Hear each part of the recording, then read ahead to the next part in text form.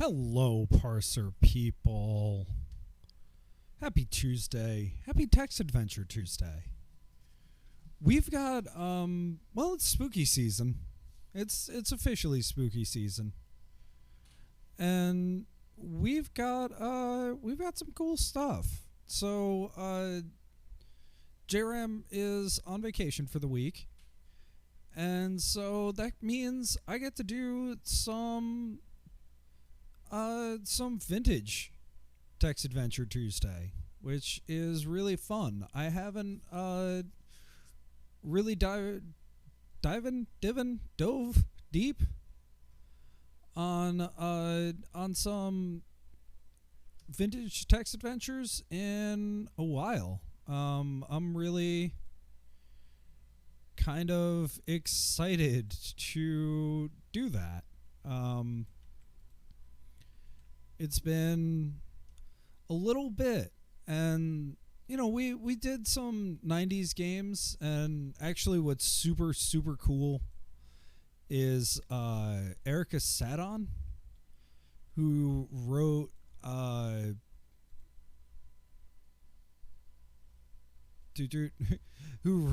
Sound of One Hand Clapping, reached out on Twitter, and I think I'm gonna make JRAM play some of that. But we've got some interesting stuff for tonight.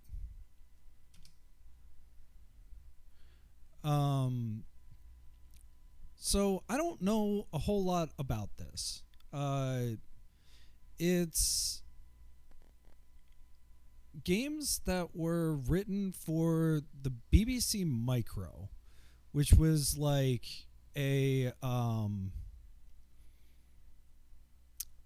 what's the way to say this? Basically like ZX Spectrum or the Atari microcomputers, or like to a lesser degree the Sega MSX. These were computers. There were early computers in the 80's, keyboards, all that. And they were like entry level computers. They weren't quite up to the power of like a PC, even at that time. But they had some capabilities, and they largely ended up being for games, honestly. But they were limited. They definitely were not like powerful enough, even compared to like an Apple II or something like that. I really don't know much about them. I've played with some of the emulators and things like that. I know very, very little about the BBC Micro, outside of the fact that it was made for the BBC.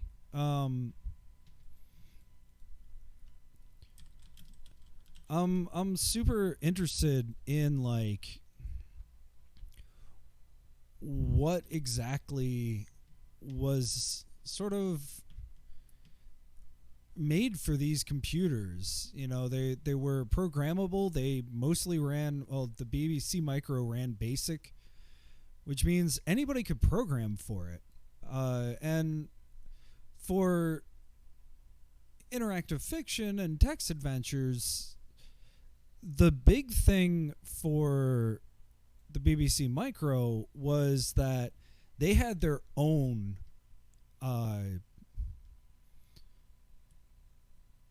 writing kind of language. They had the Quill, which is a 2-word parser, and it fell from a completely different lineage than maybe the Infocom games of the time. BBC Micro actually is super wild. It lasted for like 13 years.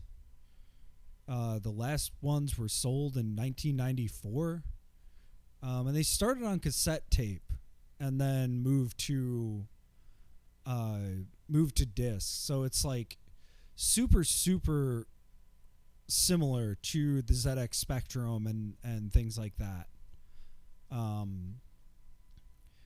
But yeah, so with the Quill, again, something I know very, very little about, because I think US-based interactive fiction is so focused on what was going on with Infocom. But this whole undercurrent, it was a adventure system writing software that, was for, just so much. It just was very, very different, I think, than the Zork interpreter language. And, these are small games in comparison to, say, Zork. It's really like a construction kit for games that was for an average person.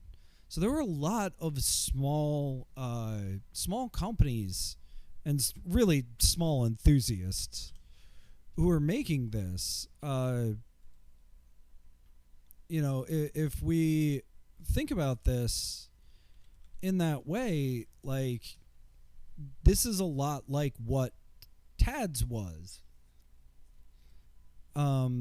This is a lot of what really made these games really interesting, I feel. These are largely enthusiasts. We played actually a similar game very early on that was an Atari, I think it's an Atari 2600 game.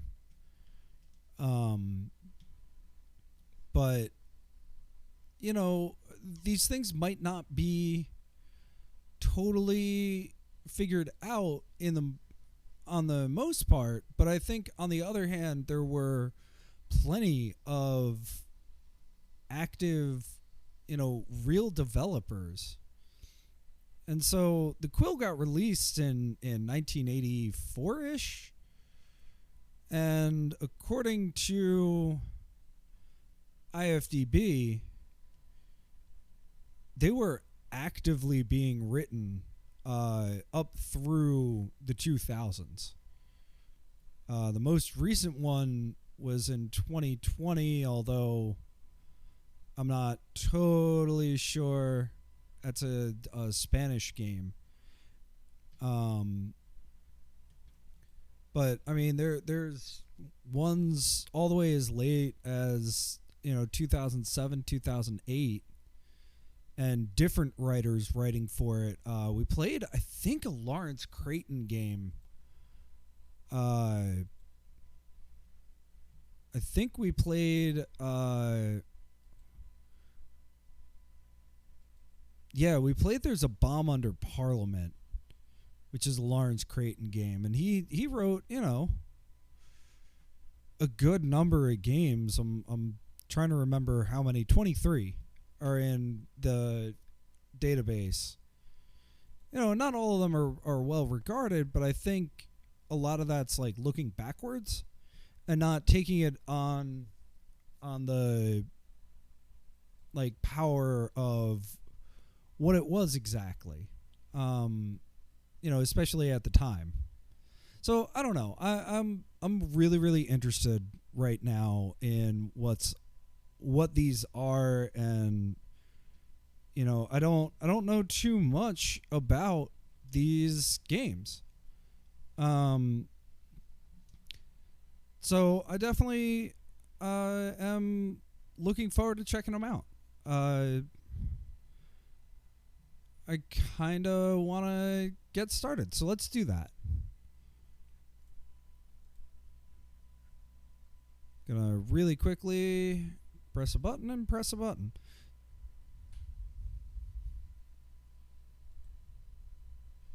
There we go. So we're going to start with Wychwood. And like one of the things that I love about these are these title screens. Like Look at this title screen. And so Wychwood is from 1985. And all of these games are made by one developer. It's made by Larsoft is the company. The guy who wrote it is Geoffrey Hans Larsen or Jeff H. Larsen, depending on which release. And again, like, I think this is an enthusiast, like somebody who really wants to make these games happen. So let's get started. You have served your 6-month sentence for burglary, and now you hope to benefit from what you have learned. Old Jones was a good mate to you. Mind you, Jonesy doesn't realize how much information was given away whilst asleep. Sleep talking is a fairly common occurrence, I suppose. The sly old devil pulled off a bank robbery 3 years ago and saw that the money was never recovered. $1.50 stashed away where nobody would find it. Nobody except you, that is. Poor old Jones was arrested in the village of Lower Ashley, sans loot.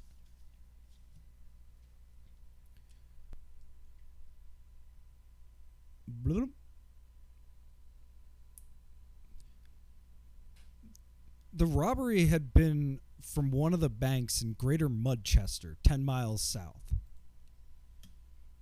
Lying between the two, of course, is Wychwood. Good old Jonesy, Wychwood. From what you have heard while the old codger was giving it zeds, the money is stashed away in the vicinity of Wychwood Manor. It could still take some finding, of course, but you know how old Jonesy thinks, don't you? When you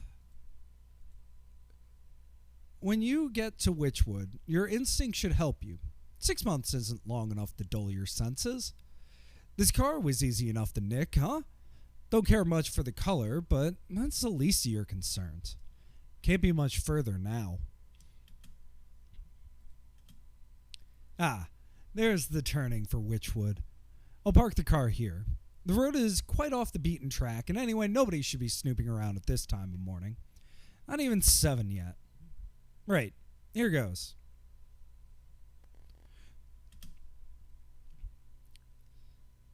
So, like I said, this is a 2-word parser.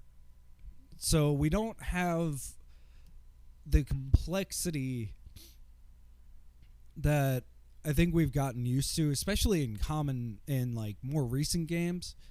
But even with like ZIL, even early ZIL it was actually like a response to 2-word parsers to say, no, there's got to be a better way.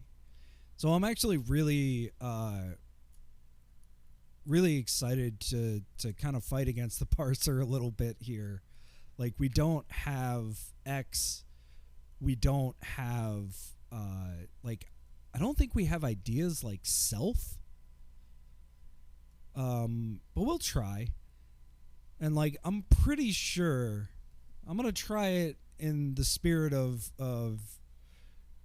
my wonderful co-host J-Ram, but I'm gonna try Zizzy and things like that just to see.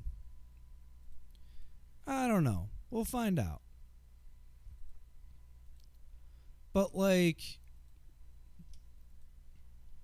I don't know. I think there's some real interesting stuff potentially here. These intros in particular, like, that's what sucked me in. These really, really long introductions. And I think using, like, with understanding that there's limitations here, in a way that I think don't exist in a lot of other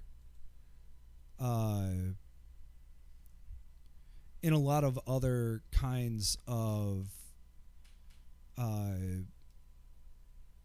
what's the word I'm looking for? In a lot of other like games, I think what is super super cool is thinking about the limitations of especially these old games. Like these were hand coded.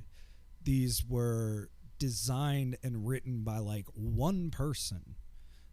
So in a lot of ways you have to be in the mindset of who's actually here. So I'm really kind of excited to try this out. Larsoft Adventures welcomes you to an adventure. Number 3, Wychwood. So there were 2 other games before this. There was The Prophecy and Return of the Warrior, both in 1984. So this is, I think, beginning to step out of that pure fantasy kind of setting. And I think a lot of like early IF writers like started in fantasy not just because adventure is fantasy, but also just that's where a lot of IF comes from, is this, tabletop role-playing fantasy world. With grateful thanks to Liz Stafford and Christine Gott.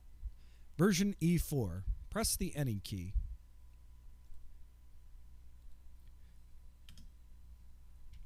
The car is parked in a county lane which leads east. The sound of singing birds fills the crisp, fresh air of an early autumn morning.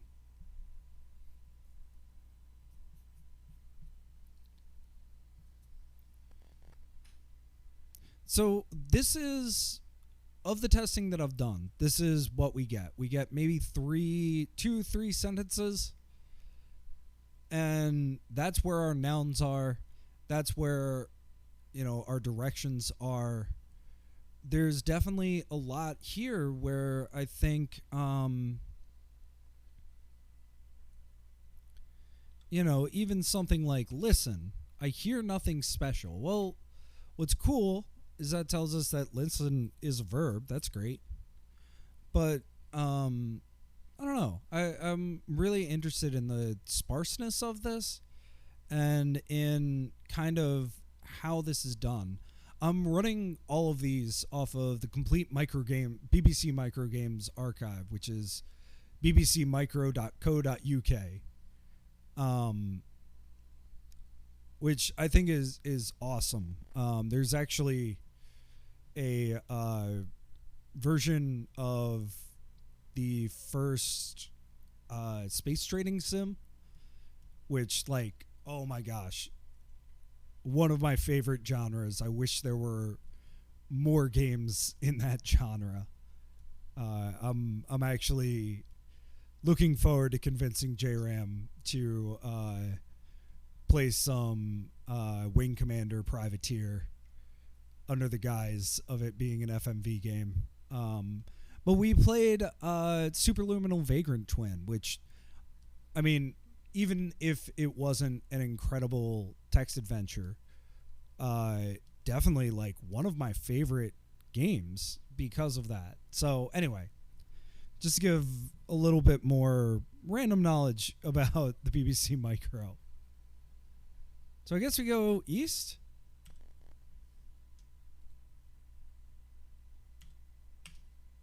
The splashing sound comes from the east.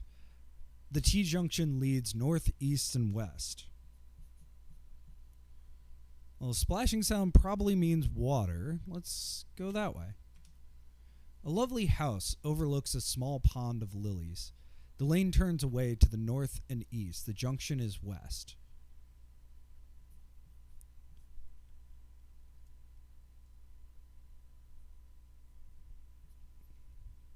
And there's a lovely house. I wonder if we can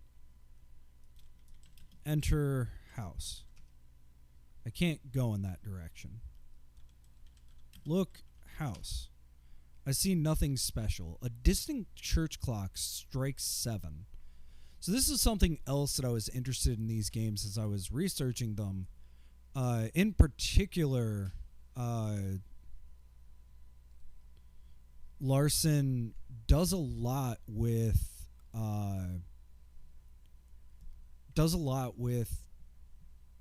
like time and timed sections. So I wonder how many times we're actually going to have to play through this. But I'm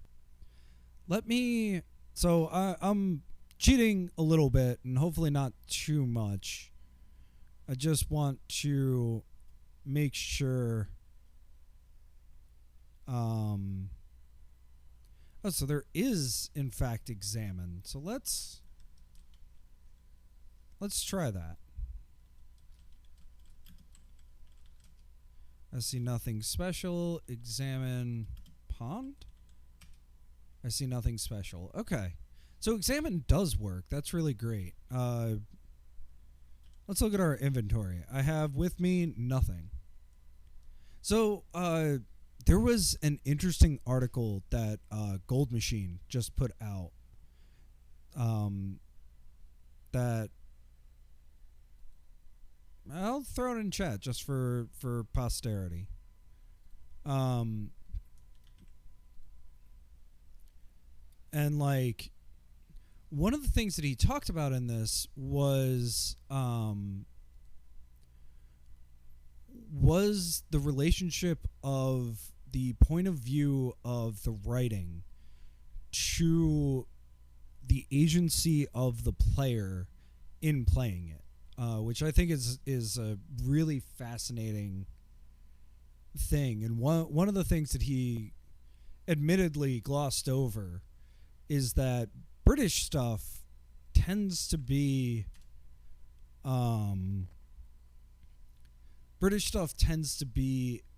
at least in this era, very I see nothing special. I have with me. So it's like declarative in the descriptions and first person in the like interactions with the player, as opposed to the maybe let's say American style of you see nothing special, you know, you're in a maze of twisty turny passages. So I just found that really, really interesting to have read that and then immediately get the reference that they're talking about. So all right, let's keep playing. Let's go east again. The pond appears to be deeper here, and rising bubbles indicate the presence of pond life. The house lies west, and the lane bends north.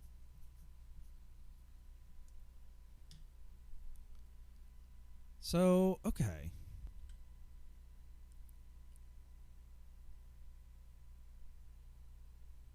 So I'm definitely curious about like which came first. The reason why I'm playing the BBC micro versions is because I could find an easy way to emulate them.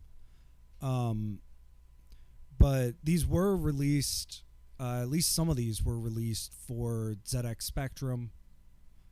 You know, these weren't necessarily like single releases, especially since the Quill was cross-platform. So it meant that, you know, it could read on different computers and different platforms, and that was a huge deal. You know, there were a lot of different platforms, and not all of them were cross-compatible. Okay, let's go north. Here, a notice stands beside the pond. The lane bends east-west around the water.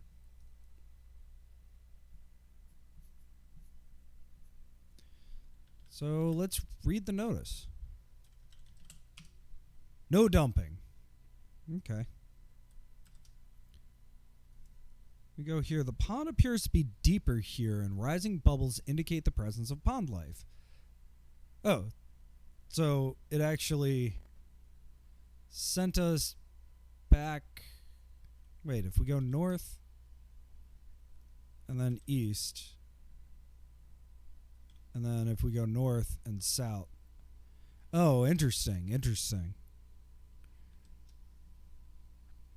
So that's not actually its own room. That goes back to that. And like this kind of mapping, you know, I've seen this a little bit in some of these earlier games, and especially for the Quill, where like I don't know, like, is this a bug per se in like reading it,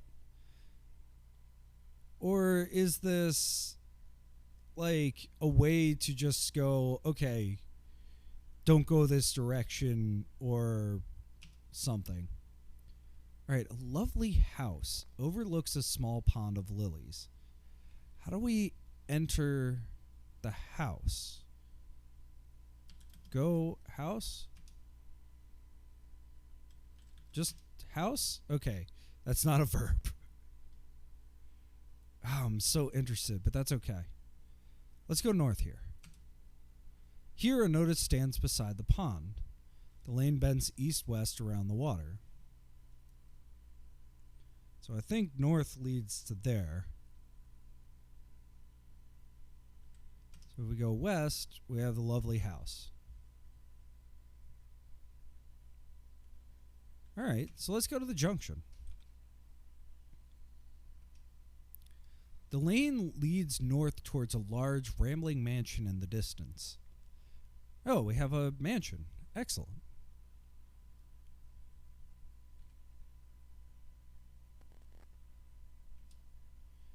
I'm south of the mansion with narrow dirt roads to either side of me. So there's that first person cropping up again.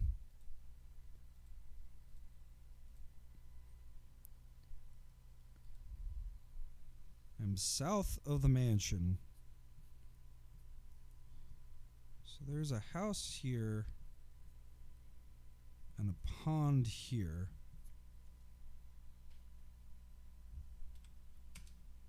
I'm inside the gateway of the mansion. The path leads south and a side path curves west. Path leads north.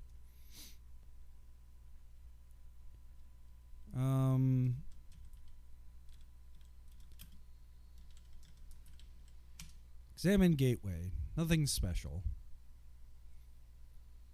Let's continue going north. The ornate garden pathway neatly divides the front lawn. Paw prints cross the path from one side to the other. A garden swing creaks in the morning breeze.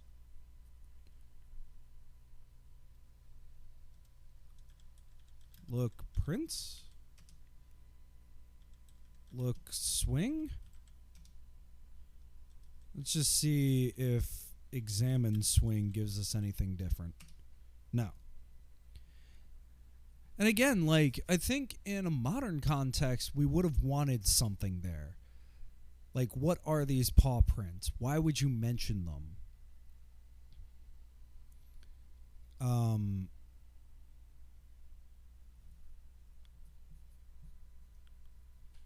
don't know. Can we go east? Can't go east. Can't go west.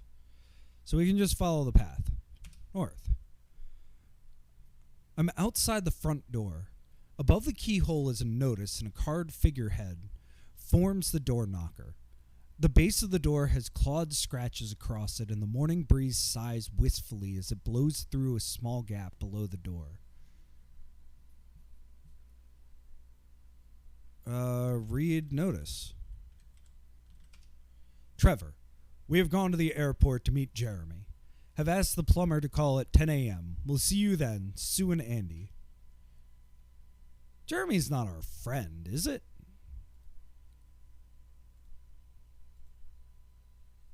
No, Jonesy was our friend. Okay, let's open the door. I can't do that. Why not? Okay, let's look at the knocker. I see nothing special. X knocker? Nope.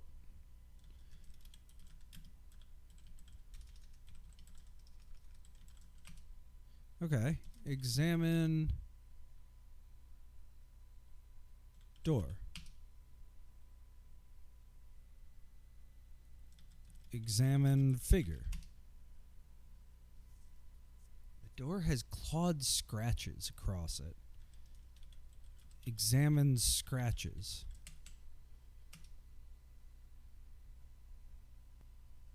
All right. Well, listen. Okay. Let's go south. Can we sit on swing? Nope. Let's go west. And west of the front lawn, a heavy stone slab lies on the ground. Oh, we found a slab. Look slab. Examine slab. Take slab? Get slab. Push slab? A bat swoops out past me. I'm west of the front lawn. A heavy stone slab lies on the ground. I can also see steps down. So that's fun. I get steps down.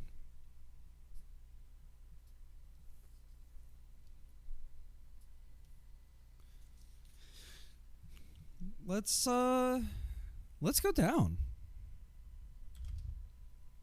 I'm at the bottom of the stone steps beside a heavy wooden door. Open door. I can also see a tunnel. Look, tunnel.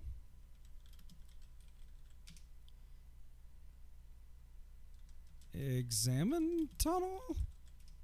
Okay. That's fine. Enter tunnel. In the dim light, I can barely see that a small, low tunnel leads north away from the door.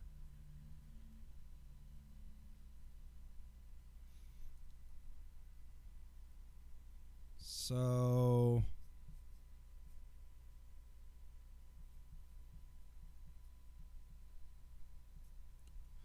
let's go north. Oh, hey, Geneva, how are you?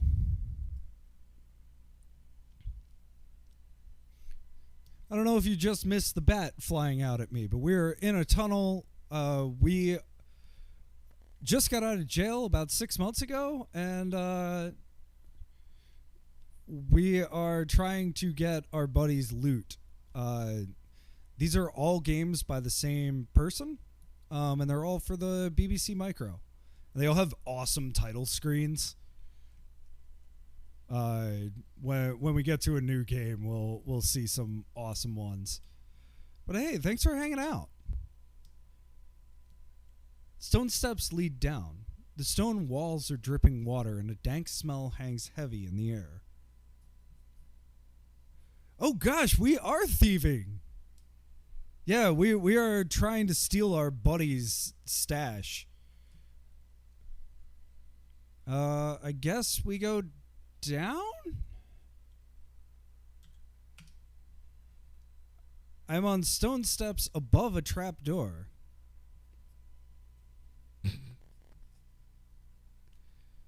I guess open door? No, come on. Lift door?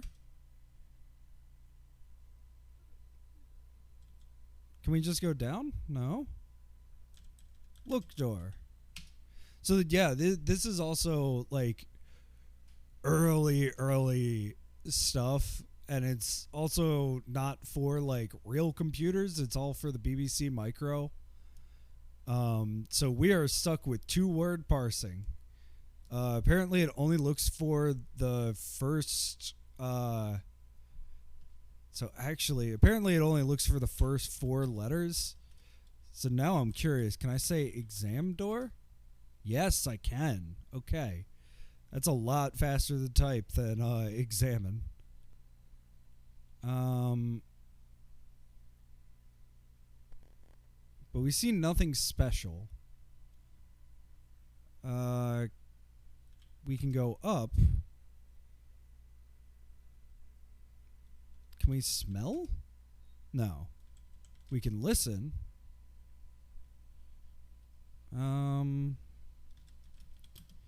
Exam walls.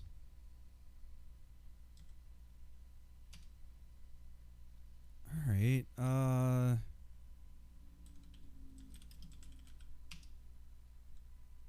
Open trap? How? Lift trap? There we go. We have more downs.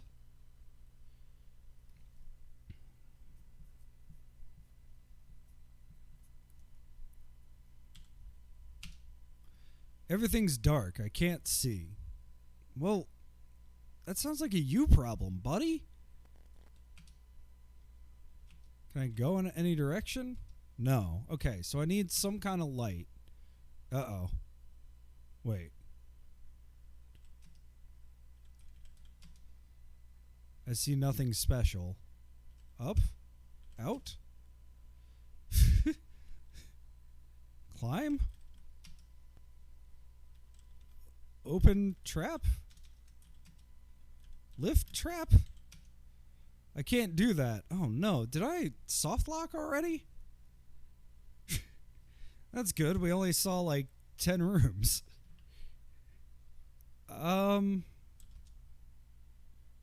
Everything's dark. I can't see.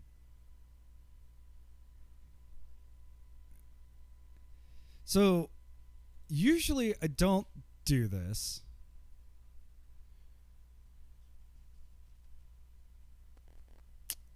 Interesting. Okay.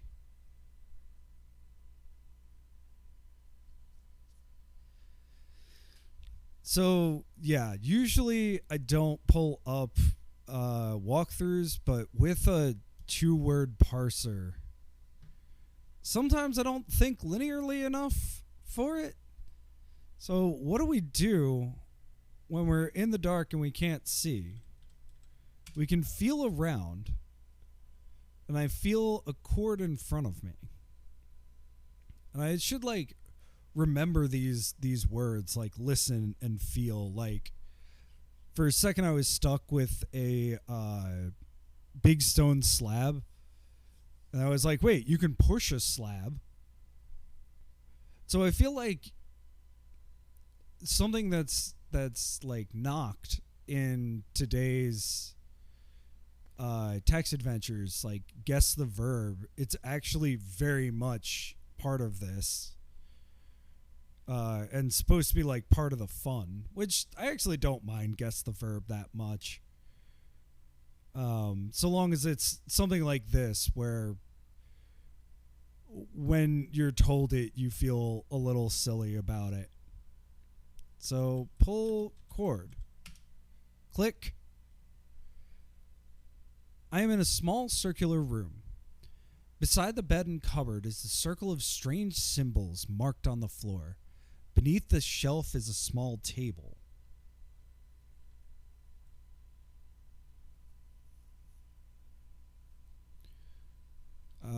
Okay. So let's look bed. I see nothing special. I think look and examine are the same thing. Oh, no. They are not. Okay. Because I can see a lighter. Get lighter. Nice. All right, so let's steal table. Oh. Boo.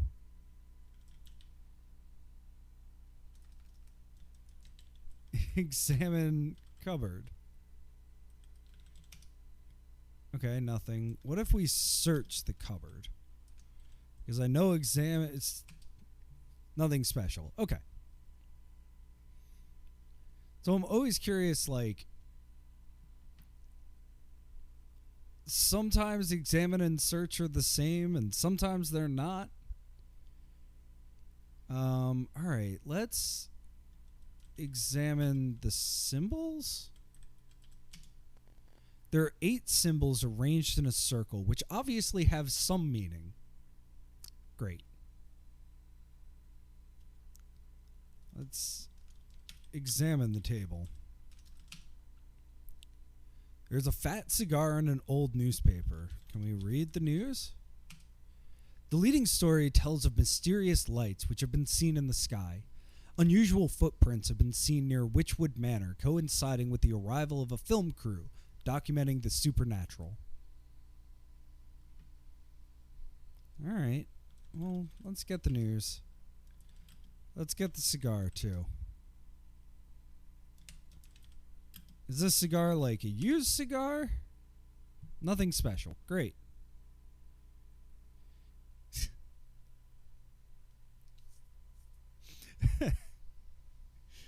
Yeah, we got some hi-hats. We got a ride. It's all good.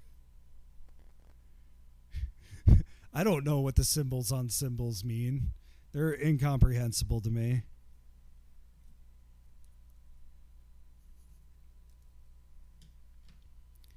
Okay. So it looks like we got everything here. Can we go up now? Click. I'm on stone steps above a trapdoor. Going back up, we have stone steps that lead down. The stone walls are dripping water and a dank smell hangs heavy in the air. I think we can go south from here? Yes. In the dim light, I can barely see that a small, low tunnel leads north away from the door. We go up? Nope. Shoot. Which way is the door? South? East? West? North? Up? Are we stuck? Out? Exit? Leave?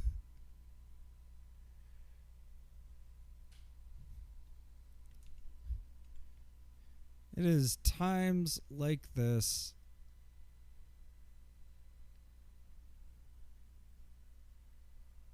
Up, up, and south. Go door. All right. Yeah, that's something. All right. I'm at the bottom of stone steps. We can go up. I am west of the front lawn. We can go east.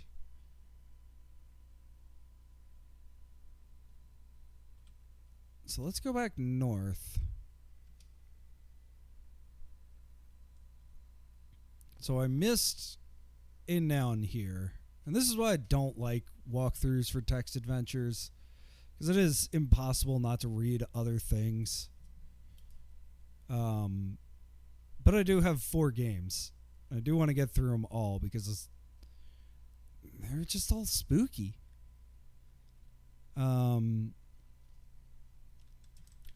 So examine keyhole.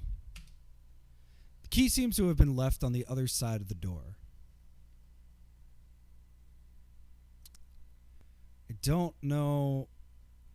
Man, there was a puzzle like this in Phantasmagoria. All right.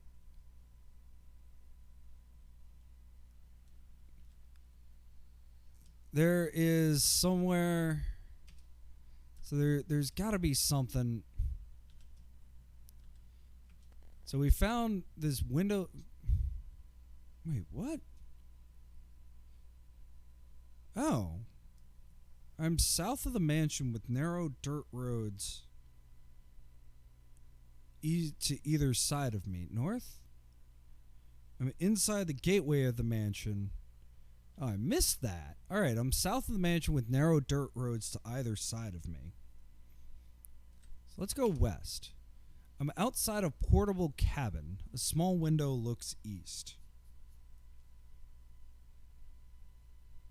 Okay, go cabin. Examine cabin. It's unlocked. Open cabin. I see an open door.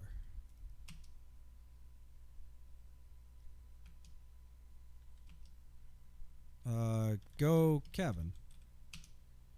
Inside the cabin is a table and a drawer, and a motto hangs on the wall. Read motto. It says, "Look before you leap." All right. Open drawer. I can't do that. Pull drawer. I can't do that. Examine drawer? And that opens it. Okay. There's a paperclip and a note. Let's read the note. The note says, game written with the use of the Quill. Cute. Taking that note.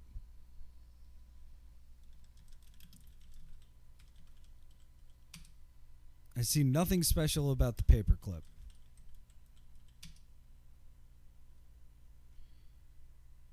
Okay. Well, that was effective. What's on the table? Nothing. Okay. Go out. Go door.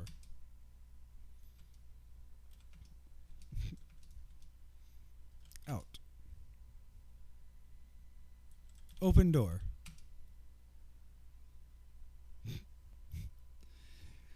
Oh, these verbs.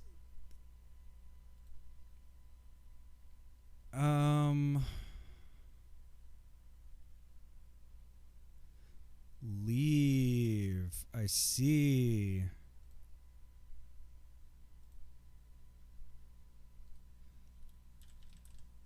And like actually, so for FMV Friday, we did the earliest Laserdisc game that I could find, which was from 1981, which was actually a text adventure, and we had a very similar problem where, you know, it was another basic game. It was actually like written in like 3 weeks or something ridiculous like that. So not only the text adventure, but also the code to control a Laserdisc player. Wild feat, and a really cool like tech demo. But I definitely ran into a lot of, there's only one verb that it wants here, and it's not consistent what verb it really wants. All right, let's go east. I'm outside a windowless portable cabin. Footprints are visible in the dry, dusty earth. Unusual. Okay. Open door. How? Pull door? Examine door. Oh, the door's locked. Okay. Do I have a key? I do not. I have a paperclip, I have a note, and a lighter. Okay. So this is just scenery. Okay, there is one other. The church clock strikes 9.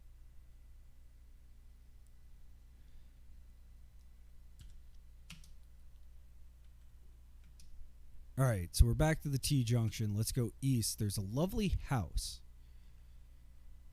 Let's examine the house. Can we just open a door? There's no door.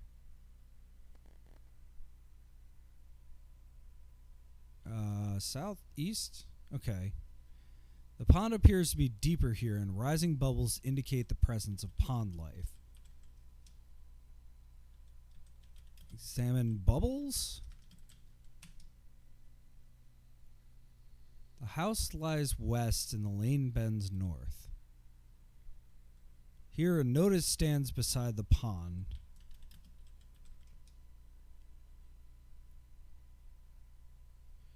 So the notice reads no dumping. And if you examine the pond south, you get nothing. But if you examine the pond here, you get steel piping.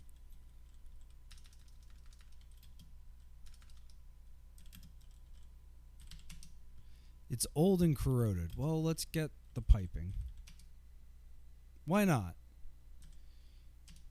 Always get everything. Alright, let's go west.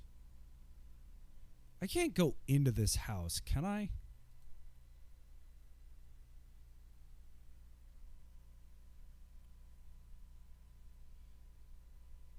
Does not seem. Okay. So it's just a pretty house. You don't want to go in the pretty house. You want to go all the way up through into the mansion. Okay. Now, I remember this from Phantasmagoria, and it's an obvious puzzle, but now I'm like, is that a reference? I don't actually know how much Roberta Williams played of other text adventures, especially like obscure ones from Britain. I just don't know. I'm fascinated though, but insert paper clip. Can't do that. Okay.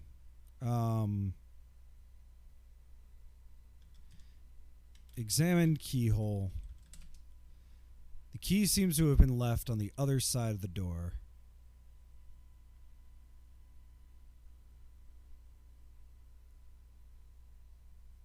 So what I need to do, I have an old newspaper which I need to drop.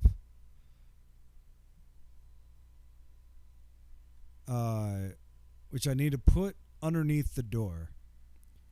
And then I need to push the paperclip into the keyhole.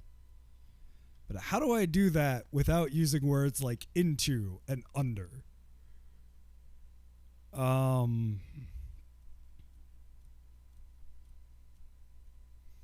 right, I kind of want to like figure this out legit.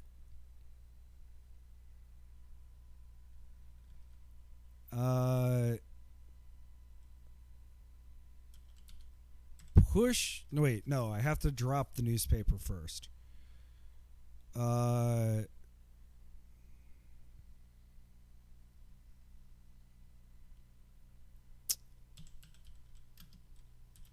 That sounds like a plan. Drop news. And then push news. Slide news. Can I examine this gap?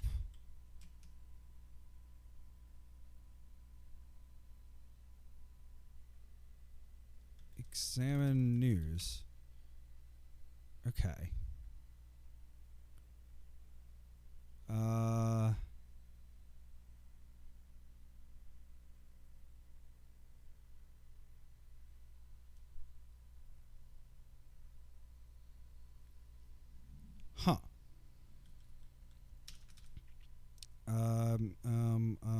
Jam news?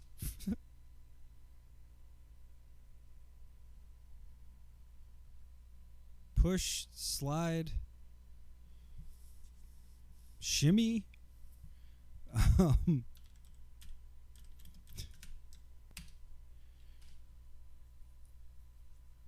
Cry.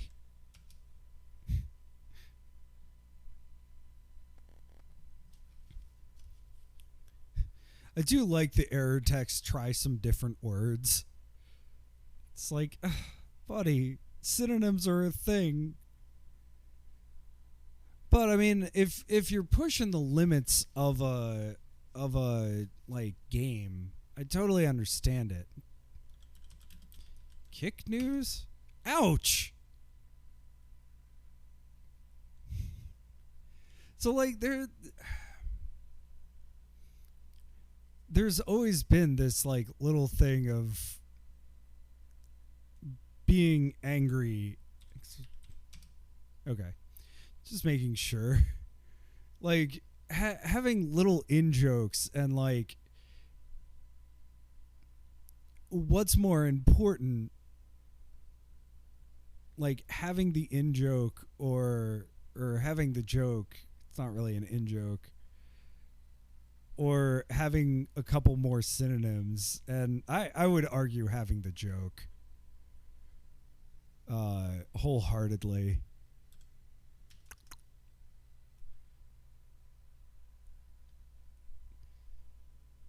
All right, what's the hint?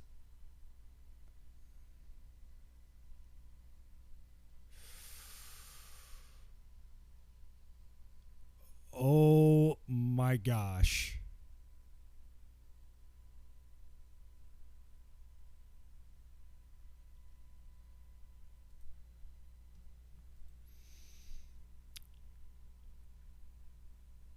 No, I did use slide. Wait a minute. Wait a minute.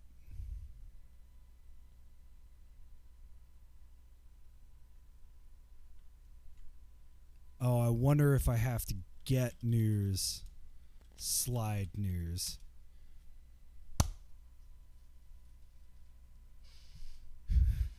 Overthinking it.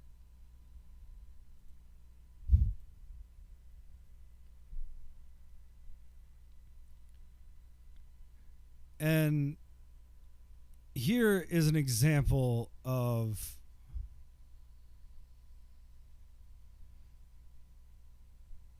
something that,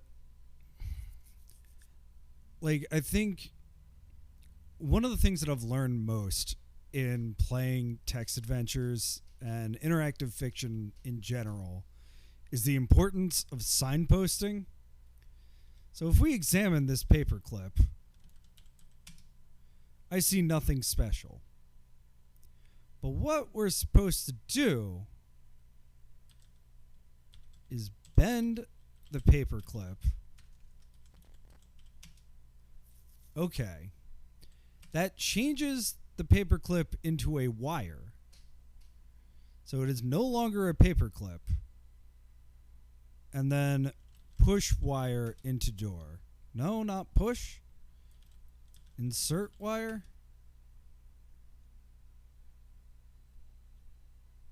Stab wire.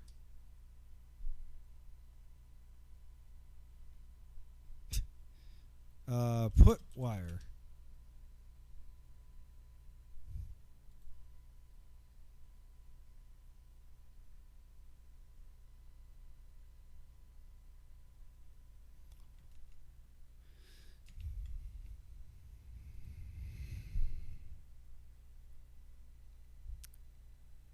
Taking a deep cleansing breath because, and I've seen this. So I saw this with playing roller coaster on Friday. Like, one of the cardinal rules of interactive fiction now is that this is a forbidden verb. Use wire. And then pull news. And we have an old newspaper and a brass key on this side. Get key. Get brass key. Get newspaper. And, like, the reason why use is forbidden. Hey, PTC. Oh my gosh, you drove back home. We're playing a BBC Micro game. And we'll hopefully get to a couple of different games, all by the same author, Geoffrey Larsen. I found a bunch on bbcmicro.co.uk, which has not text adventures as well, but there were a lot of text adventures written for it. And we just got a key, so let's unlock door. I'm outside the front door. Above the keyhole is a notice, and a carved figurehead forms the door knocker. The base of the door has clawed scratches across it, and the morning breeze sighs wistfully as it blows through a small gap below the door. I can also see an open door. Please tell me I still have the key. Okay. Because the walkthrough warned me to make sure I got the key so this door does not lock me in and soft lock me. So I guess go door. I'm in the front hallway at the bottom of a staircase. The dining room is east and the lounge is west. A painting of Stonehenge hangs on the wall and the front door is south. Let's obviously examine the painting.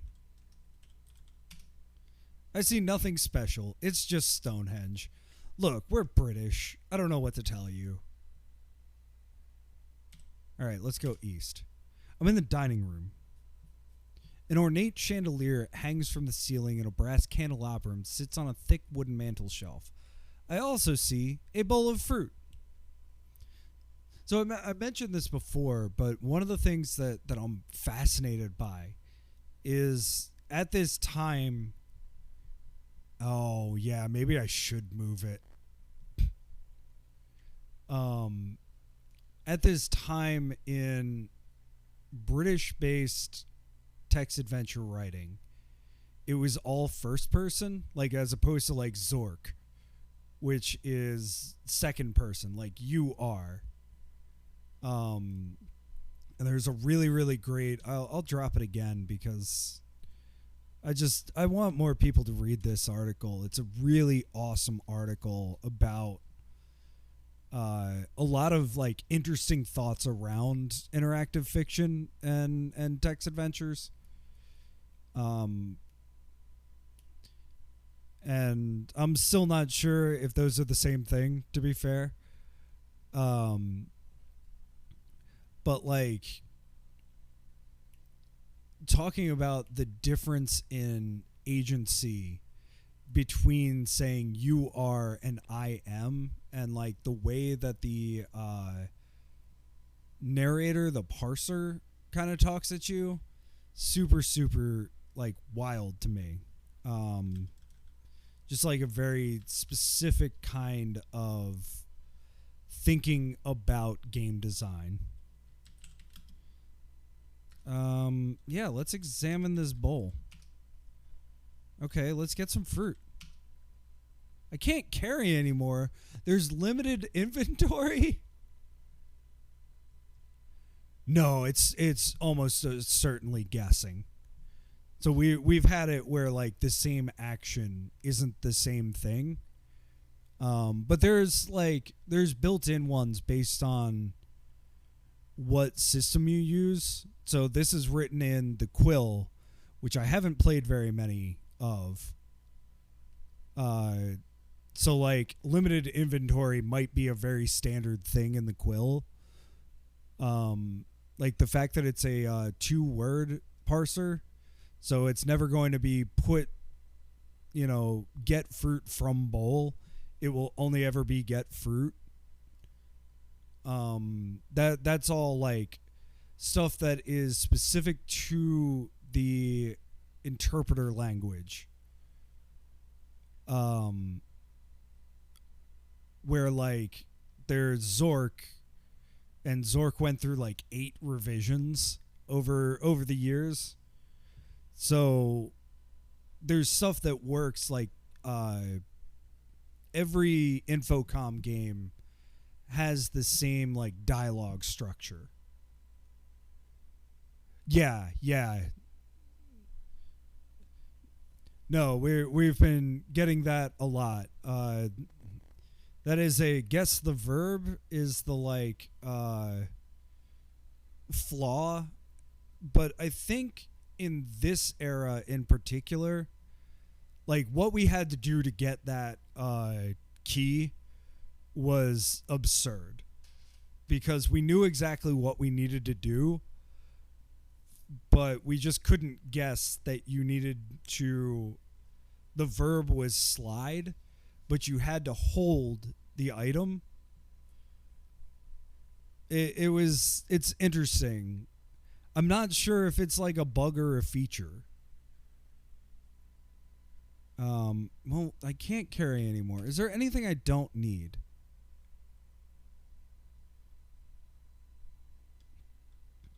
Yeah, I was super lucky I got it. It just was, I put it on the ground first, so I couldn't slide it. I don't know if this is like messing with my brain in that like I tried that. Okay. Well, that's fine. There's other things here.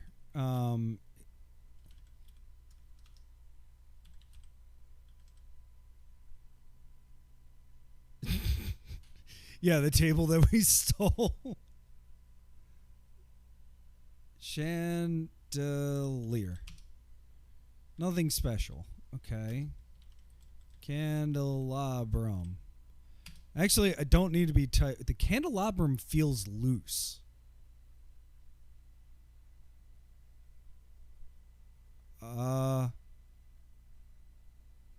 Push? Candelabrum? Take candelabrum? I can't do that. Look, I don't need this old newspaper. Take candelabrum. Get candelabrum.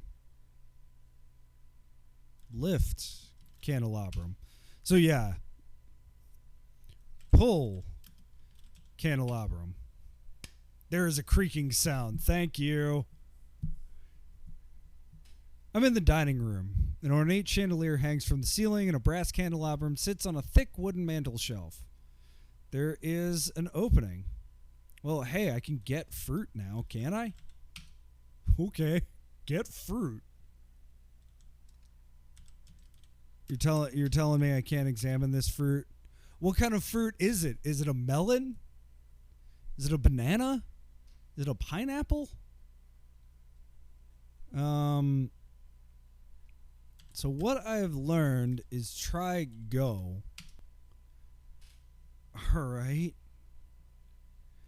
And I'm having like the worst time mapping this with all these goes. So I'm just going to call it G for go in my little Sharpie map. I'm within a small secret room. Several photographs of leading communists hang on the wall. I can also see a Russian flag, a diary, and a memo pad. Communists? In my text adventure? Well, alright, let's read this diary. The diary contains names and addresses. I mean, to be fair, given the era that this came from, I am very glad that it's communists. I can't carry any more. Well, let's read the memo. It says, don't miss adventure number 4, the 9 dancers. Hey, coming up next if we ever finish this.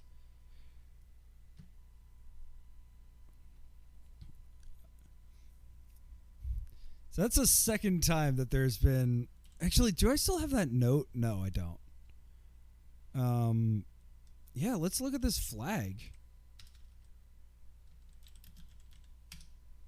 It shows a hammer and sickle. All right. I mean, I think I need that diary.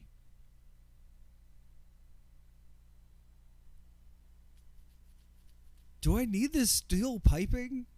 This is what happens.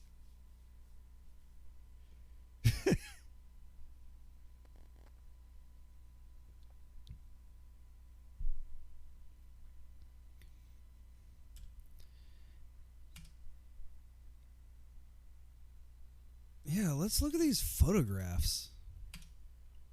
No, nothing. Get photographs. Ooh. Uh-oh. Okay, cool. Okay. Well, we know this. Go out. The church clock strikes 10. So there's this time element too, which I'm like fascinated by. Go passage. Leave. Okay.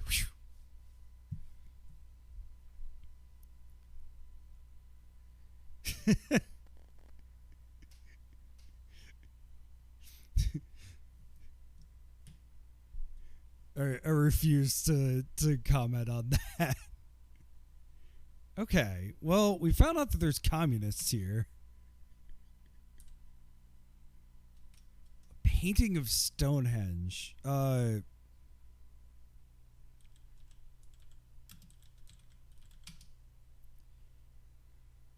Meemaw, someone has called the police. So that's the frame of this, is that we're an escaped convict, or like just got out of things. So yeah, this is very, very Thief Week for Geneva. All right, well, whatever. Somebody called the police. The nice thing about this is that it is relatively short. Like, it has been an hour of playing this, but like, we could probably knock through this in like 10 minutes. I think about that with like any text adventure. Like, once you know how to do it, it's like nothing. The lounge contains several glass cases displaying mounted fish. Amongst many photographs of game fish is a portrait of a man, woman, and child. The smell of fresh paint comes from the north. They talk about smell a lot. But sniff? No. Smell and sniff are not anything. Also, I don't have anything set up for it, but literal Wonder Boner content.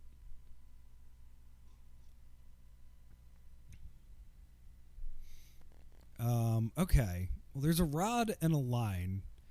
That's definitely going to be useful.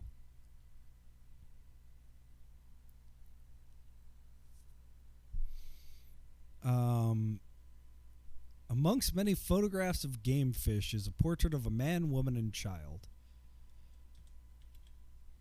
Exam photographs? Examine man.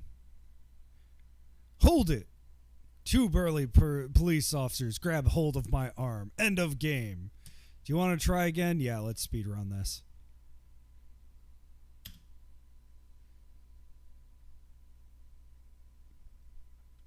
Alright, speedrun time. We go all the way east to the pond. Let's examine the pond. Distant church clock strikes 7. Nope. So let's go west. Nope. We go east. We go north. Aha, the notice. Okay. Here's where we examine the pond to get the piping. All right, then we go west. We're back to the lovely house. And this is what I was talking about the map, like, not totally making sense. Like, you go east, then north, then west. It just doesn't quite add up. All right, we go west, we go north, we go north one more time. Then we go west to the portable cabin. We open the door. We go door. Inside the cabin is a table and a drawer. We don't pull the drawer. We don't open the drawer. We examine the drawer. We get the paper clip. While we're here, let's just bend the paper clip. Let's go eat. Let's leave. Let's go east. Let's go north. We're inside the gateway of the mansion. There's the side path to the west. Did we not get the newspaper? Maybe that's in here. So, okay, we have this stone slab. We push the slab. I am proud that I got that. A bat swoops out at me.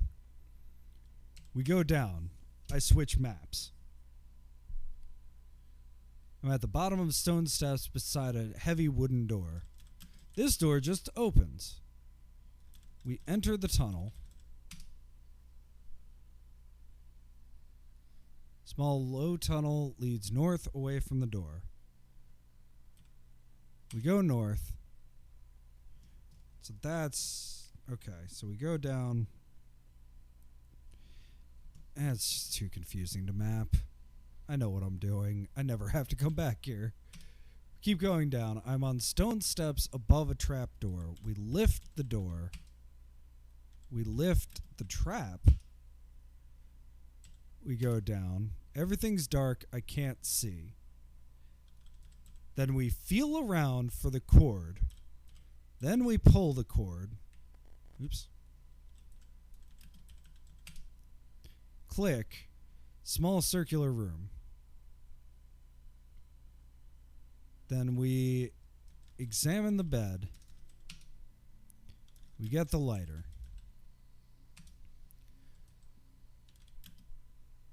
We examine the Zildjian symbols. There are 8 symbols arranged in a circle. We examine the shelf. And there's a... Oh, we didn't do this. There's a book of the occult. Get book. Well, obviously we read the book. The book is a treasury of witchcraft and demonology. That's interesting. There's a chapter devoted to the translation of runes and symbols. Oh, okay, read chapter? Read symbols? Examine symbols again?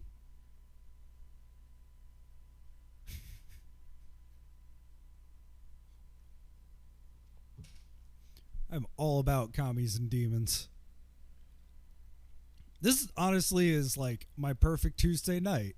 Commies, demons. What? Translate? That is way too many words or way too many letters for a verb, but that's fine. Translate symbols?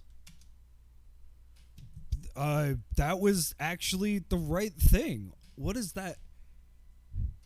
Oh my gosh.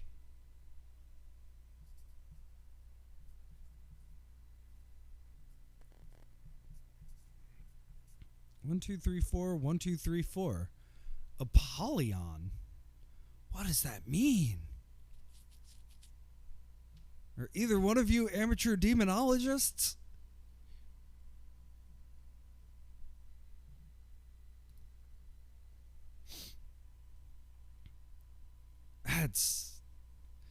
I didn't realize this game was so was actually going to be this spooky. All right.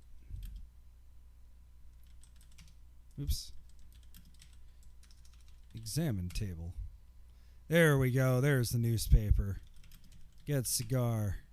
Get news. Oh no, I can't carry anymore already.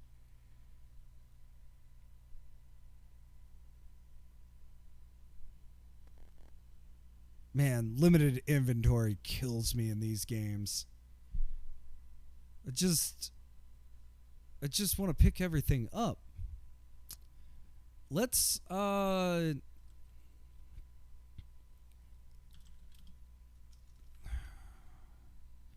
hesitate to do this, but I think we've done everything we can with book.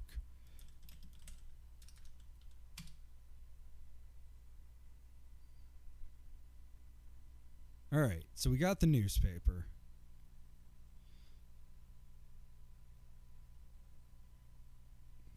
You know, maybe if we didn't carry the steel piping everywhere, this wouldn't be a problem. Okay. So we've got everything here. Worst comes to worst, we can always come back for the Book of the Occult. Alright, we can just keep going up. We can go south. And then up. Nope. South. Nope. North. Leave? West?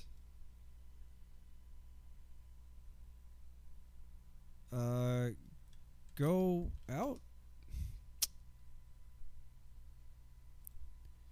You know, I said that this was going to be a speed run. Come on.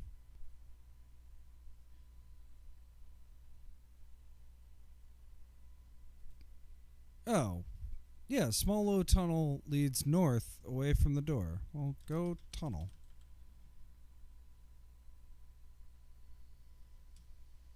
No, we can't go that way.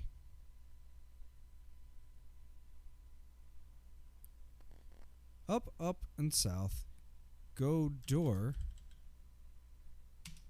Oh, go door. That's what it was. Up.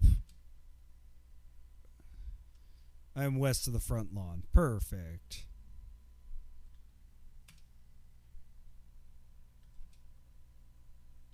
Oh, well, there were the footprints. Let's examine the footprints.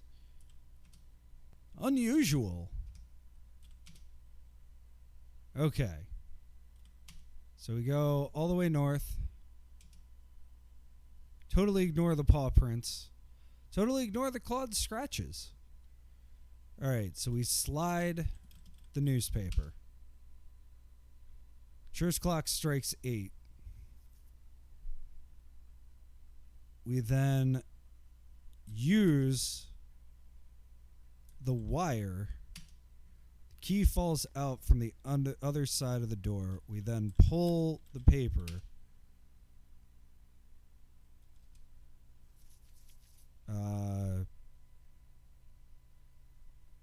Get paper? Slide paper? Oh, it's not paper. That's why. Pull news. With the key, we can leave the newspaper there. We get the brass key. Unlock door. Go north. Oh. Go door. Alright, we're at the front hallway. We go here. Let's leave the fruit. I don't think we need the fruit. Pull candelabrum. There's a creaking sound. Enter the opening. Because the diary, the memo pad we don't need. But the diary we do. Let's read the diary one more time. Bunch of names and addresses. Hey, we were arrested. Couldn't we, like, tell someone to, you know, hey, we have a bunch of secret communists? Is that not cool? Go passage. Leave. Panel closes behind. All right. West, west. Get rod. So say we all. Let's examine the rod. Nothing special.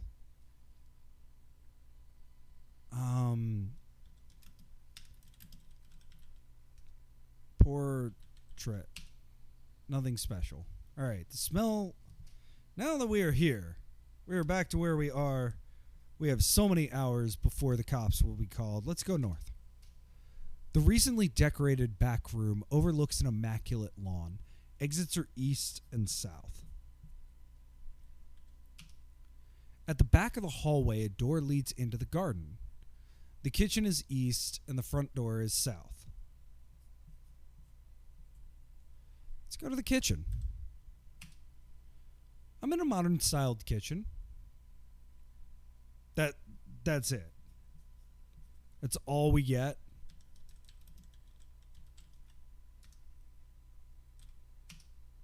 Examine the kitchen. Nothing.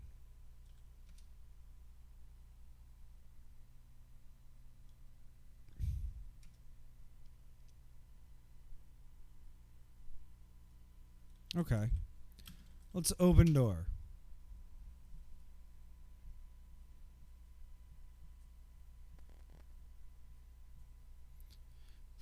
The superb back garden is surrounded by a 10 feet high wall. I can also see a fierce dog, a wooden shed, a pile of grass. Well, the dog is a Doberman Pinscher. Thank you for telling me that.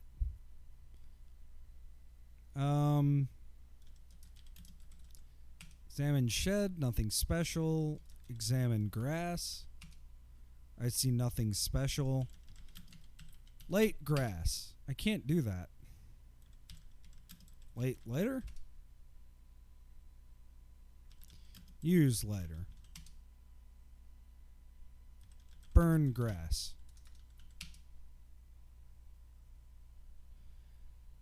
You give me grass and you give me fire. It's cool. Enter shed. Dog snarls at me. Won't let me in.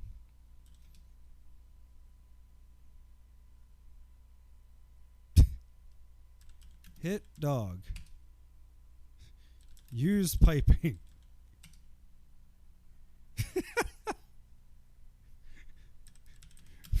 Burn shed. Can't protect what isn't there. All right, what do we have? And like I don't know, so different games use different counters. Some games don't count the I can't do that's, and some games do. Like probably the absolute hardest Infocom game, Suspended, which I want to return to with like an army of people. Trap the dog in the shed. I mean, so I said we have the rod and line. Cast rod? Okay, no. I mean, dogs like fruit, right?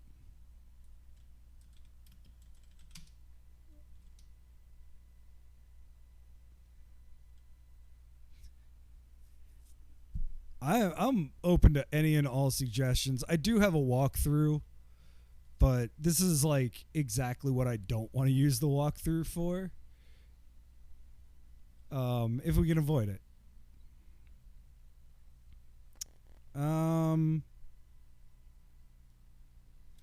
Go house. Go door.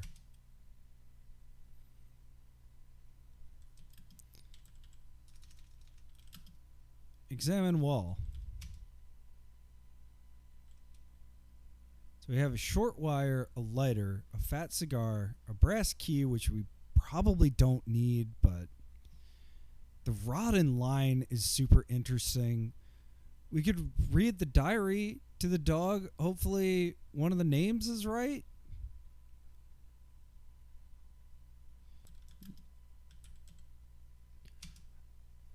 I haven't. Sorry, I don't smoke PTC. That's not true, but fine.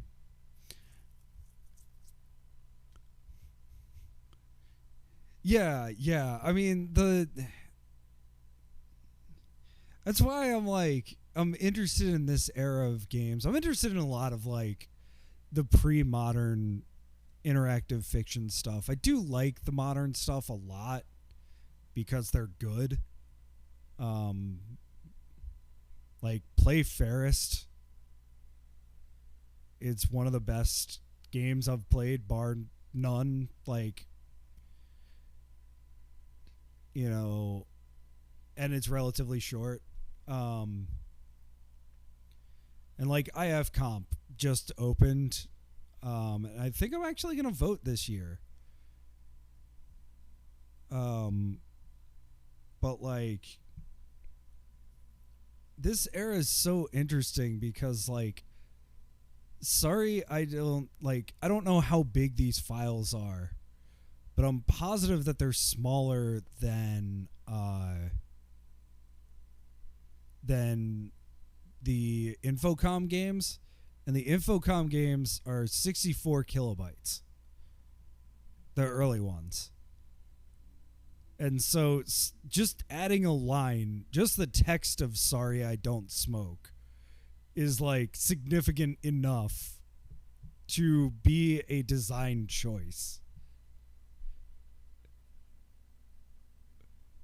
Okay.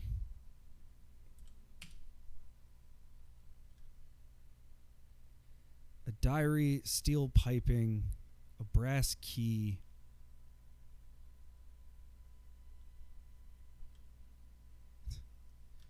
Give cigar?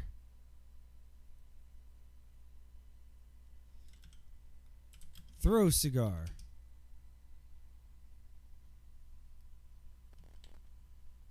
Cast line. Okay.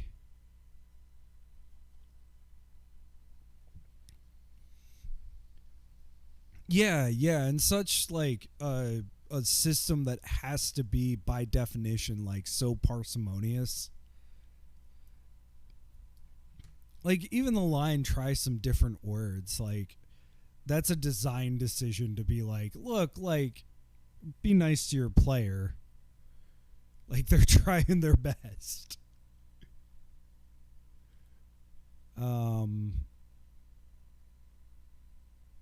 All right, light. Can we get the grass? Can we examine the grass? I think we did that already. Fierce dog, a wooden shed, a pile of grass. All right, can I look at this without getting the whole answer?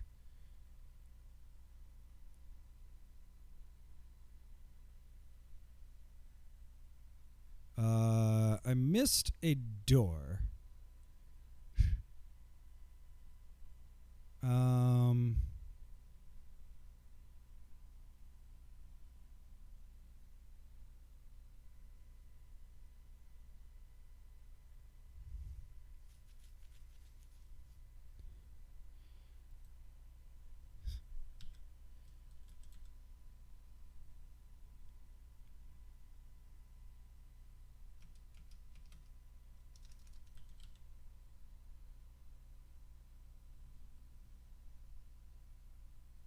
Okay.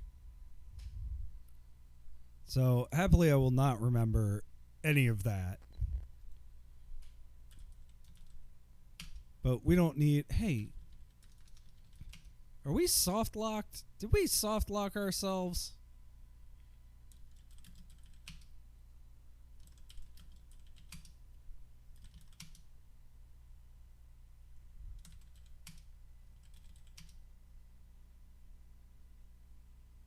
Go out. Go house. Enter. Close door? Ah, oh, man.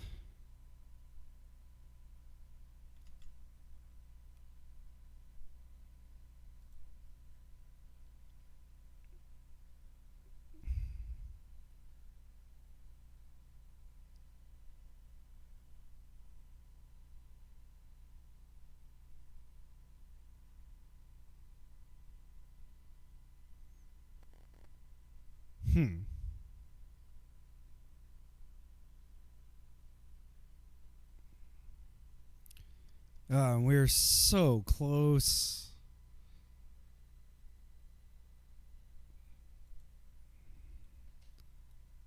Leave, exit, out, in, go door.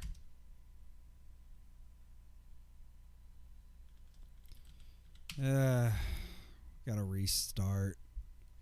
I think we accidentally soft locked ourselves. That's kind of unfortunate.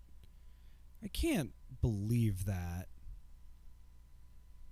Up, down, east, south, north, west,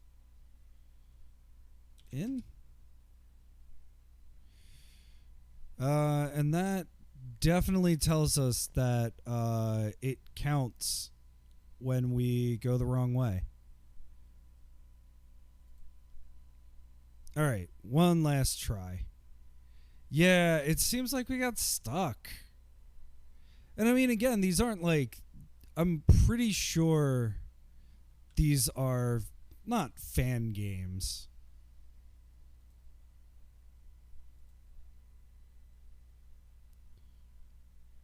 But check out this title screen.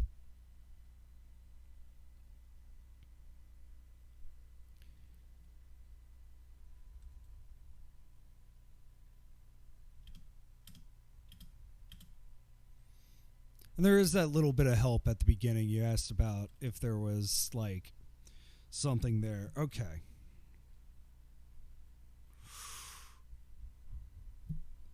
We can do this. I want to check one more thing.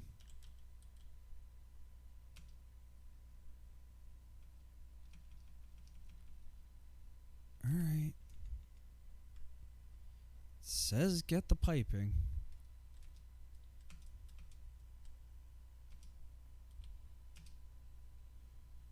Examine pond. Get piping.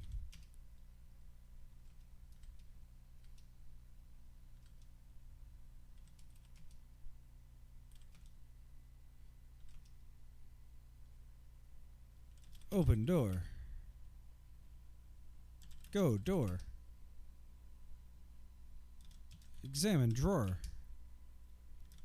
Get paperclip. Leave.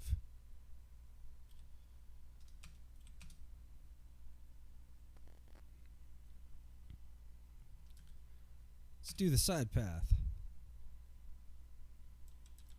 Push slab. Down.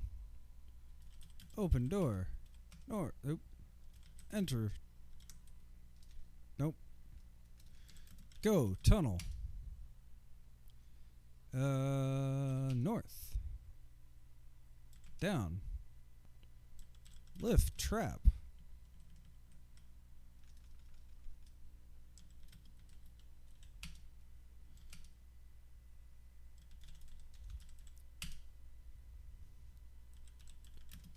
Pull the cord. Nope. We pull the cord. We examine the table. We get the cigar. We get the newspaper. We examine the shelf.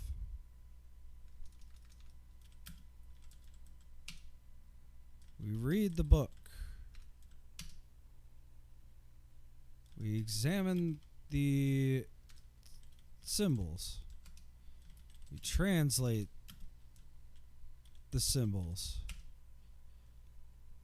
Cool. We got Apollyon. Great. Let's examine the bed, which I forgot to do last time. Get lighter. Examine cupboard. Nothing special. Up. Up. Up. Nope. South.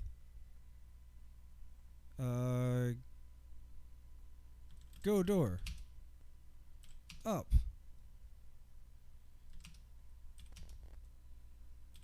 We have the paw prints.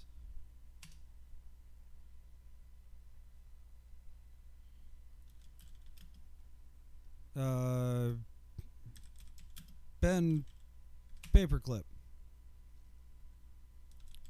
Slide the newspaper. Use the wire. Pull the newspaper. Get key. Get brass. Unlock door. Go door.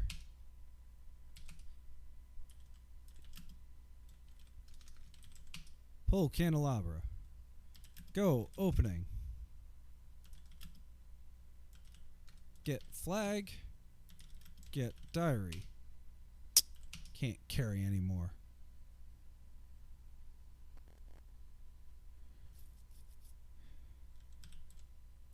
I'm gonna regret this. Drop wire. Get diary. Wait, no. I needed to drop that diary. I don't think we need that diary.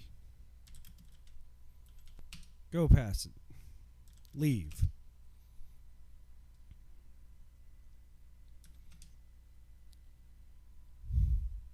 So one of the things that I'm super used to with like Zork games, Infocom games, and like later text adventures is being told where all the exits are. What I missed last time is that there's a staircase here.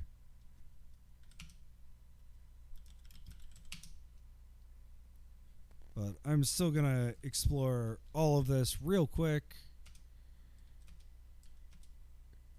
We have the kitchen.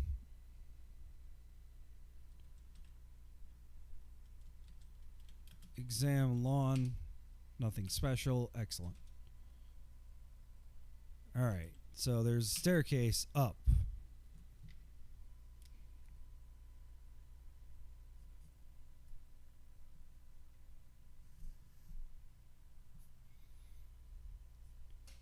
I'm at the top of the stairs with exits north, east, west, and down.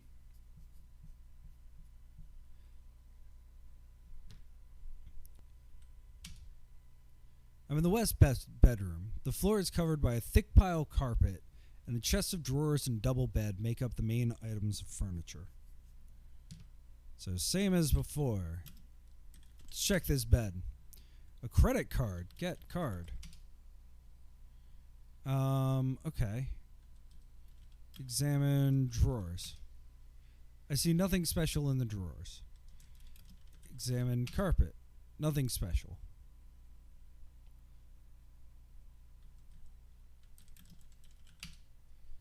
Alright. So what if we go east? We're in an east bedroom. How neat. Beneath the window is a large bed and a cabinet. Well, if we've learned anything, we search the bed. Alright, nothing in there. We have a bathroom. We have a chair. Bathroom window overlooks a village to the north, and a full-length mirror hangs on one wall. Examine that mirror. Is that someone standing behind you? Examine the mirror again. I see nothing special. Interesting. Examine the window.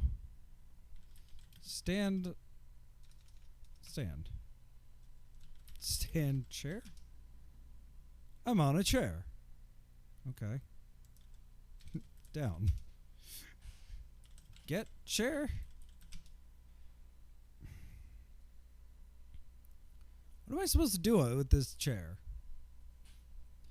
This is why I don't like reading. I walk through the door, hear a sound beside me, and then it like flashed that for just a second. Spooky.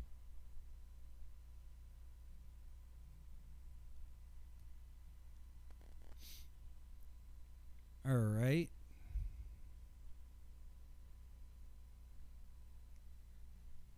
So what?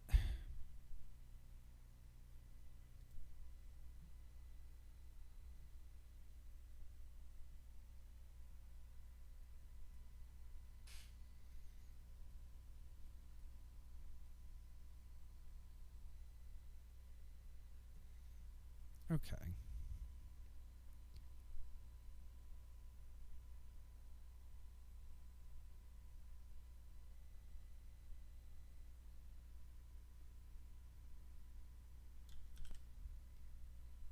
All right.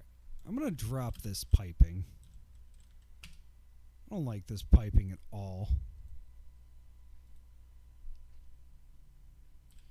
All right. We go up. Supposed to get the chair, go south, stand on the chair, drop chair, stand chair, and then it says look up. No, oh, that's a little frustrating. No saying, oh, look up is like a normal thing to do. Open panel. Okay. Examine panel.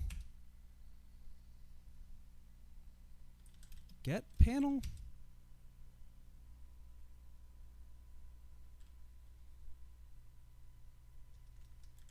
Look panel.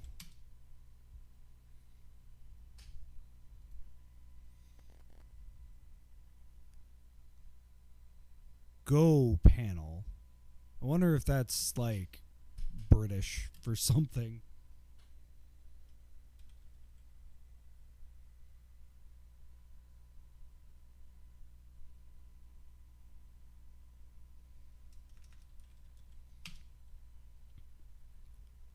I am within the loft.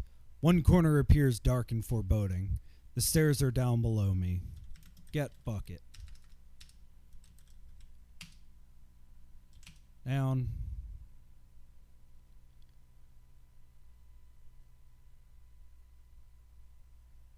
Down.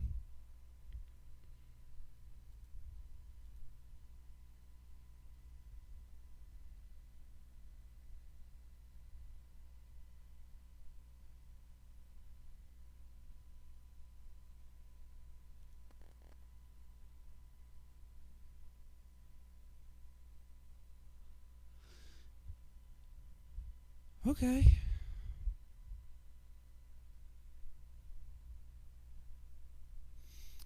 At this point, I'm kind of following the walkthrough just to keep things moving along, but also every time I look at this, all right, door slammed shut.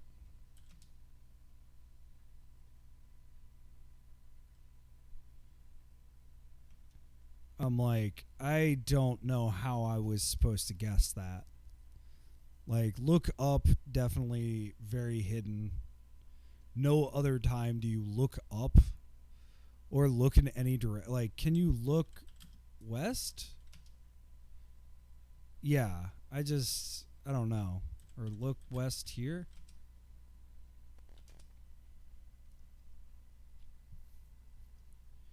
Anyway.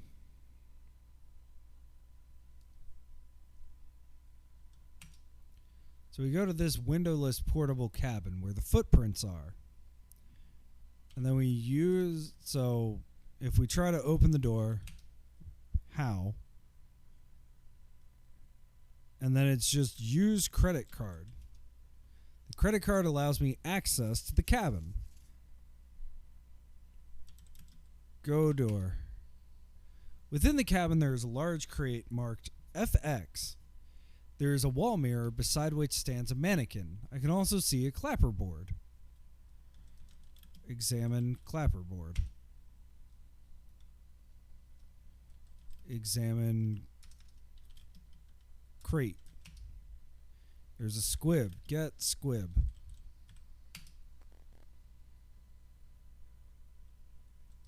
Examine mirror. See nothing special. Examine mannequin. There's a black cloak. Get cloak. What am I carrying? What is so important? Drop card. Get cloak. Wear cloak.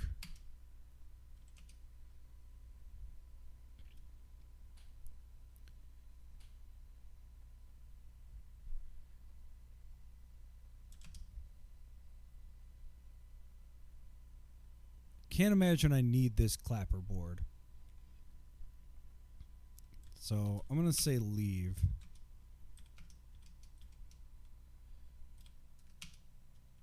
Open door.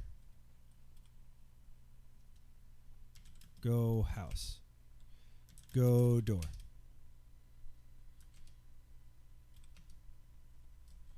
There's no save command. Oh, there is. Name of file. Done. Record, then return. No.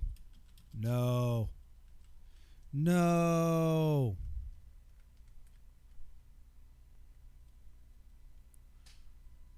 What's the record button? What's the record button?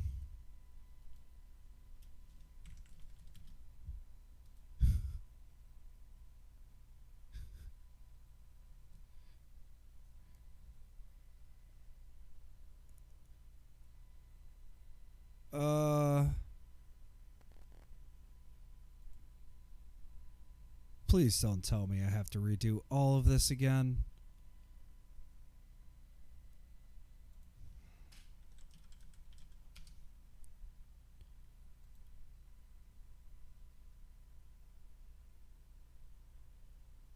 Save cassette tape.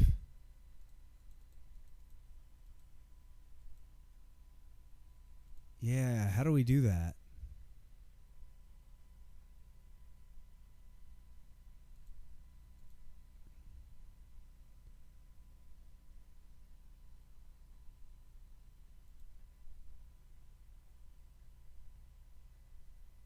All right.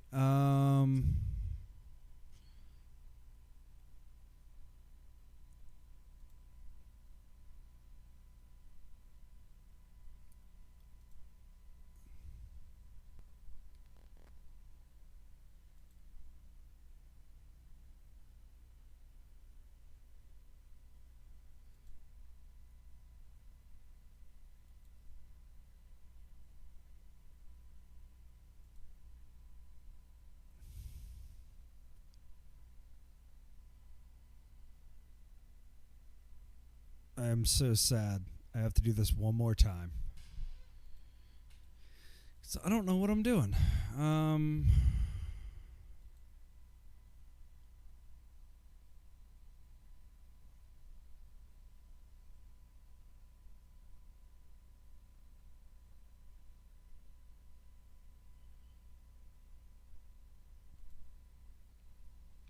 Unless there's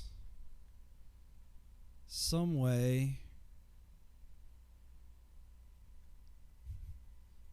Yeah, I think that is very good to know. Okay.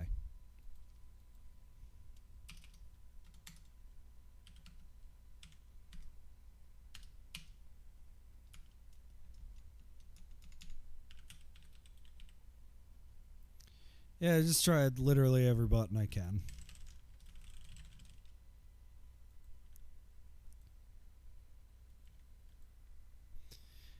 Well, all right. One last speed run. I'm gonna largely follow the walkthrough here. Since there is no way to save, good to know. Let's do an official speed run. And then we'll get to another game.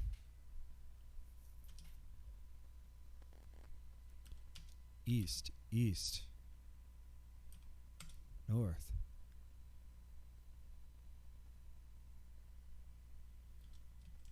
Examine pond. Get piping. West, north, west. Open door. Go door.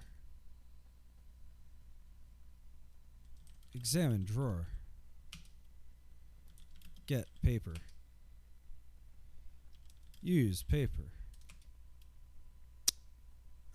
Beep up up. Bend paper.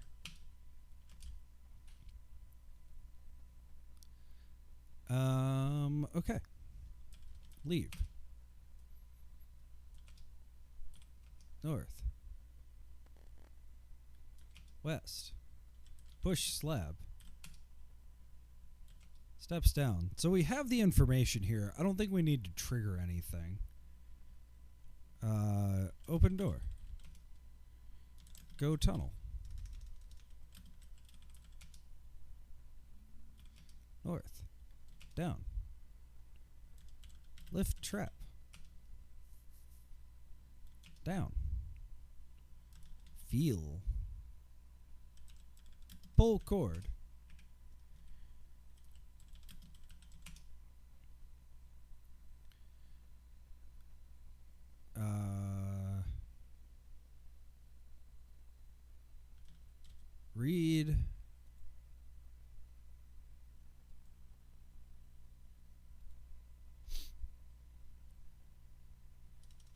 No. Examine shelf.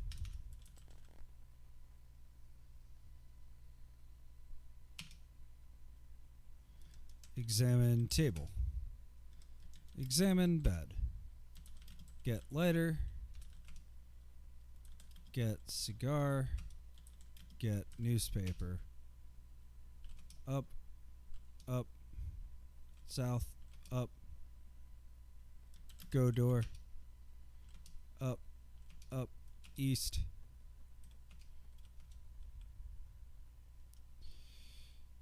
Slide paper. Slide news. Use wire. Pull news. Unlock door.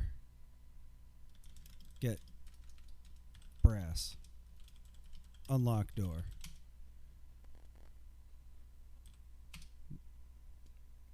Go door. Let's just start with up. Go north. Get chair. Drop chair. Stand chair. Look up. Open panel. Up. Go panel. Get bucket. Down. West. Examine bed. Examine bed. Get card.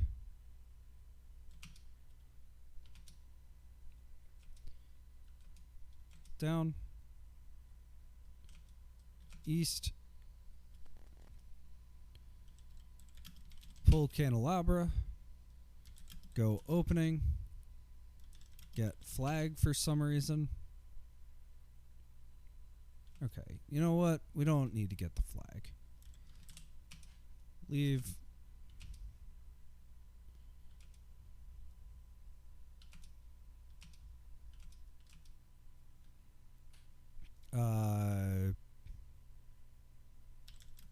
Use card.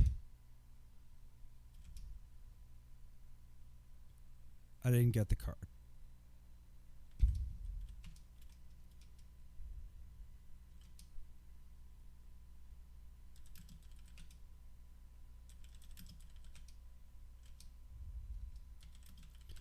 Go door. Up. West. Get card.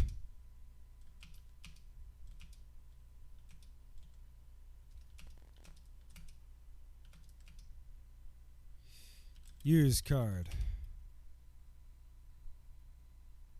Go door. Examine crate. Get squib. Leave. North. West. North. North. North. Open door. Go door. Let me just make sure that I have everything, because that gets us to where we were.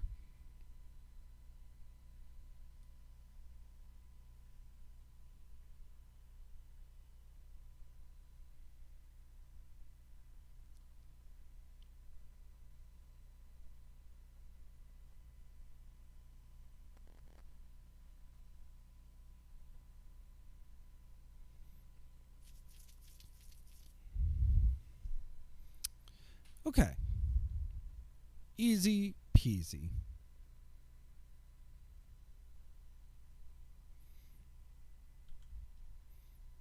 So we missed something while we were outside.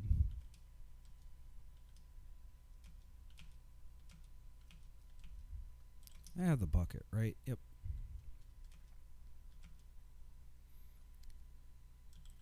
Fill bucket at the water. So that's where we need to fill the bucket. Obviously, if there's a bucket, it needs to be filled.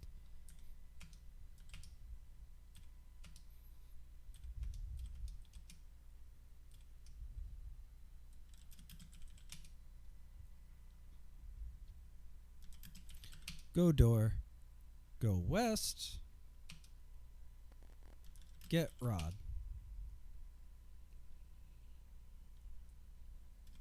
So we go north, we go east, we do not save, and I'm double checking to make sure that we won't get soft locked.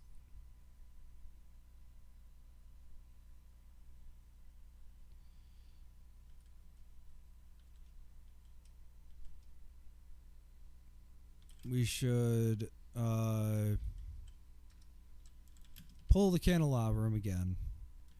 Go opening. Get flag.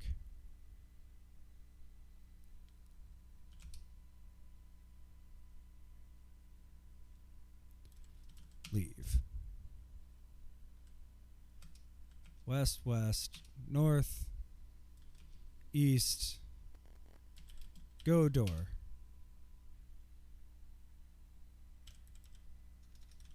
Open door. So, okay. Here's how this works. Would you believe that point and click was right?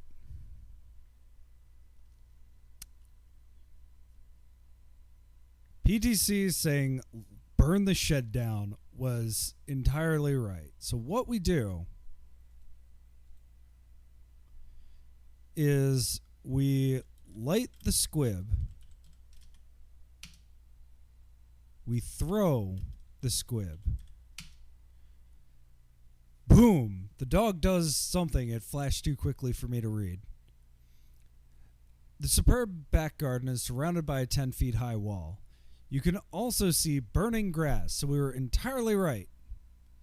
A wooden shed, the grass burns fiercely. This is why we needed the water, because we can then throw the bucket.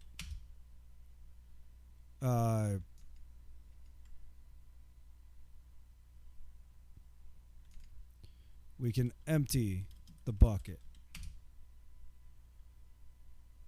And then we can enter the shed and get the ladder. And now that we have the ladder, we can leave.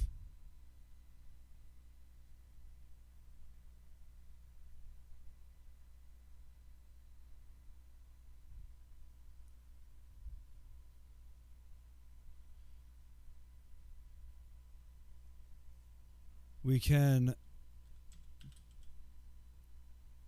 drop the ladder to avoid getting soft locked and then climb out. And now we are standing at the top of the wall overlooking a field. The garden is down below me. So I would assume down. No, we're back in the...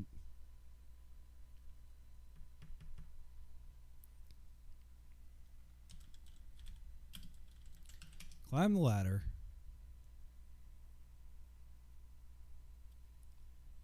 Go field.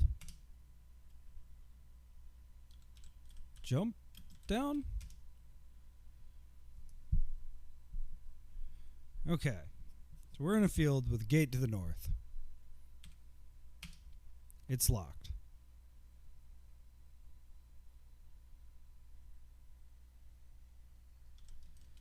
Let's look at this gate. It's locked.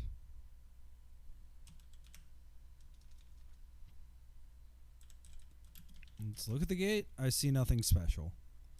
So let's it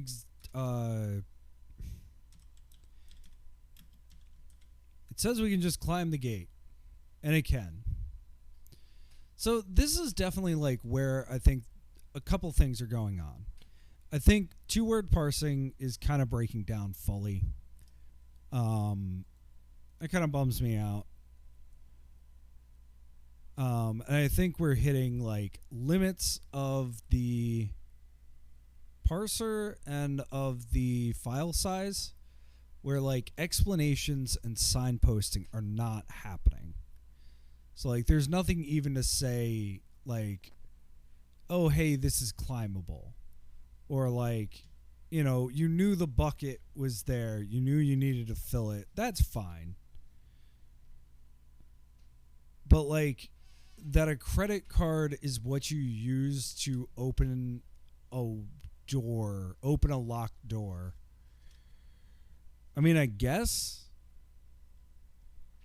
I'm still not sure what I need this piping for. I'm on a wooden platform spanning a ditch between two fields. Okay. Let's examine the platform. I see nothing special. I'm on a wooden platform on a ditch between two fields. Down. Examine ditch. East, west, north. The middle of this field is a tree surrounded by signs of digging. On the tree is a plaque. Exits are east, west, and south. Read plaque. To all treasure hunters, Farmer Brown has asked me to point out that the bejeweled hair is not buried in this field. Kit Williams. Okay. Fair? Let's go east. Nothing here. There's an exit north. A solitary scarecrow hangs with arms outstretched upon a pole. A tree stands beside a footpath leading north.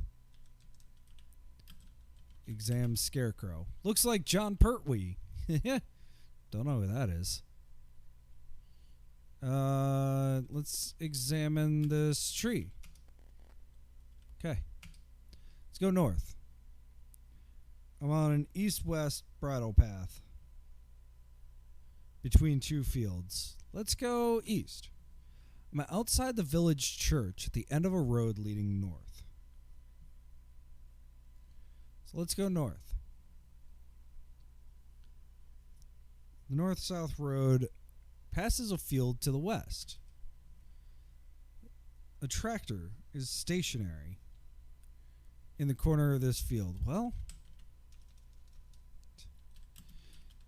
Chekhov's tractor. I can also see a flask of tea. Get tea. What? Get flask. Okay. It's further north.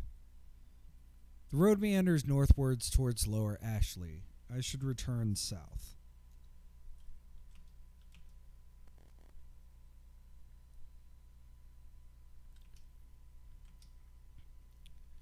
Okay, so if we go west, to north is a large field, and the sound of running water comes from the south.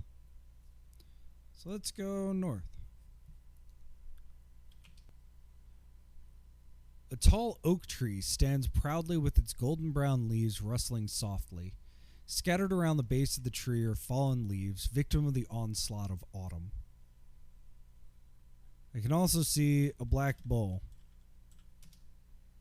Nothing special about this bull.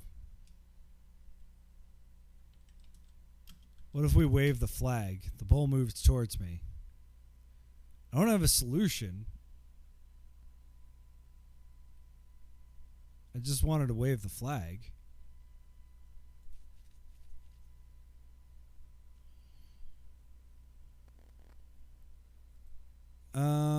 Okay.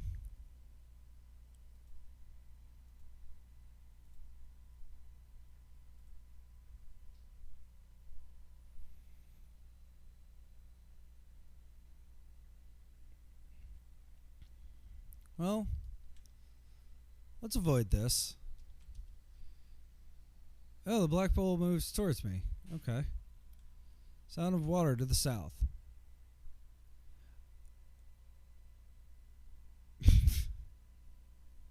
I died again. I like straight up died. The bull gets me. I'm standing beside a clear stream. A man stands alone fishing. Beside him is an empty basket.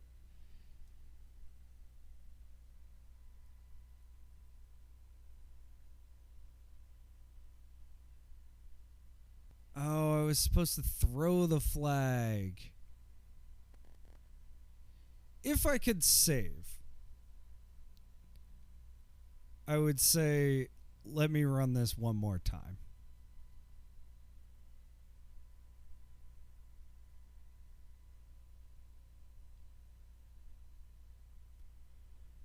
Well, no. Let me run this one more time. Yes, unfortunately, I do want to try this again.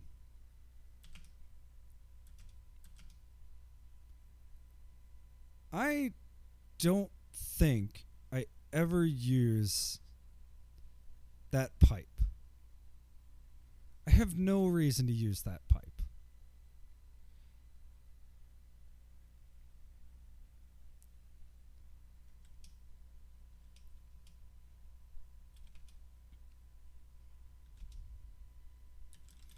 So let's open the door. Let's go door. Let's examine the drawer. Let's get the paper clip. Let's bend the paper clip. Let's leave. Let's go east. Let's go north. Let's go west. Let's push the slab. Get spooked. Let's go down. Let's go down. Nope.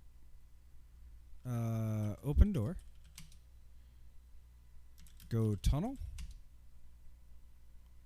Let's go north. Let's go down. Let's lift the trap door. Let's go down. Let's feel. Let's pull the cord.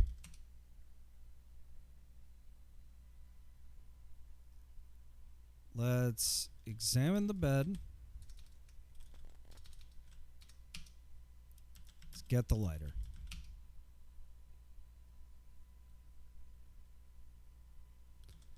Let's examine the table. Let's get the newspaper. We don't need that cigar, I don't think.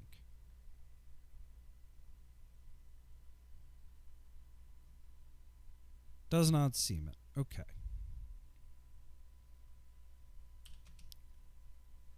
Up, up,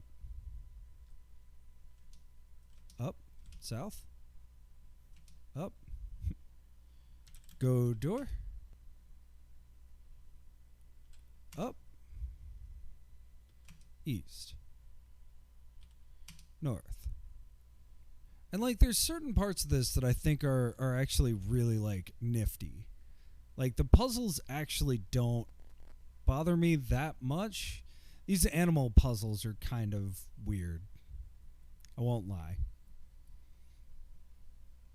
But this puzzle, maybe because I knew exactly what to do.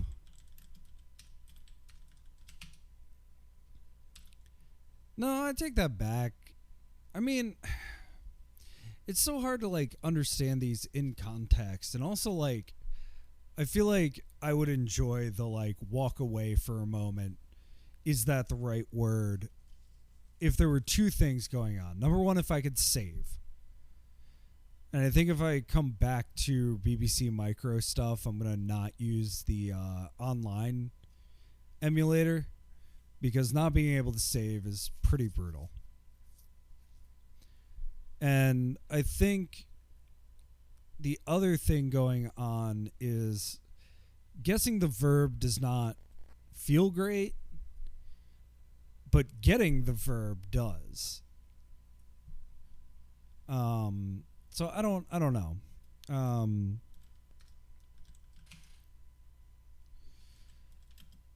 Pull the newspaper. Get brass. Unlock door. Go door.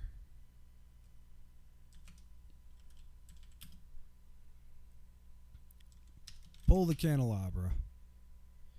Go opening. We need this flag. Don't need anything else. Don't quite know why. Read diary. There we go.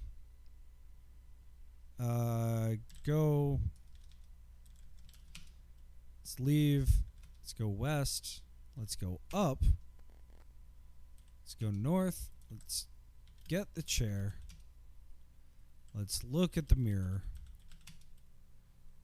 Someone's standing behind me. Drop chair. Stand chair.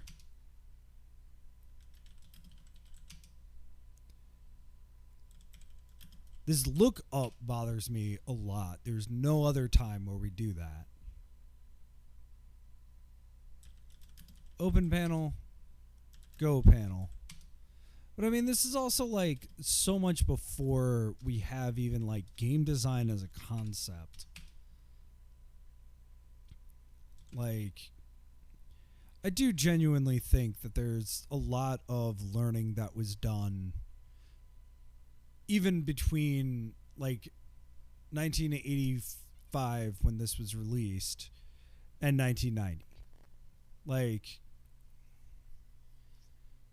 I mean, even taking into account all of the compromises that have to be made, there's a lot there.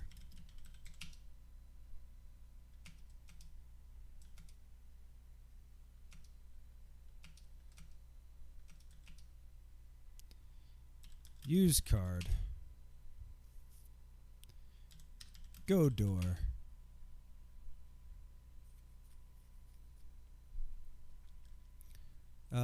Examine crate.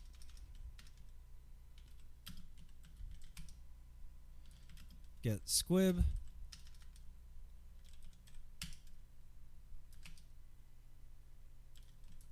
Leave. North.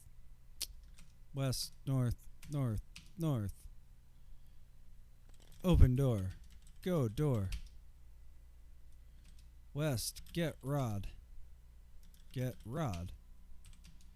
North. East. Oh shoot, I didn't fill the water.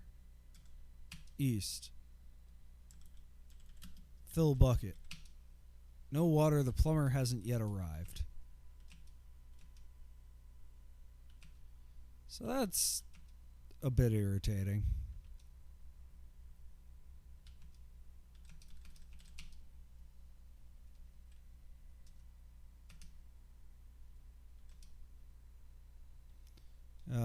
Fill bucket.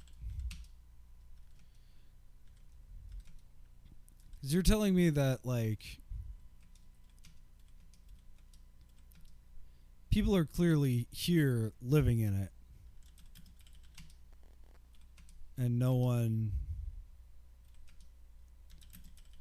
Go door. Open door.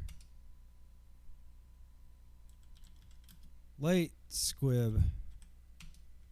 Throw squib.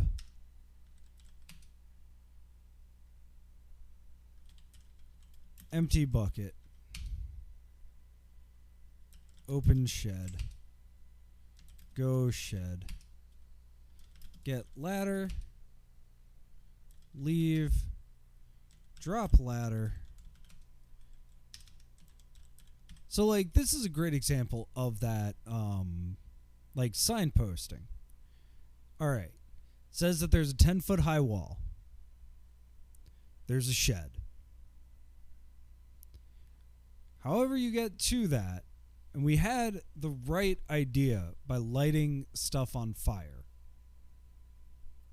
I mean, the grass was there. Everything was there. The only thing that I think was wonky in this is, like, getting the credit card to open the door in the cabin.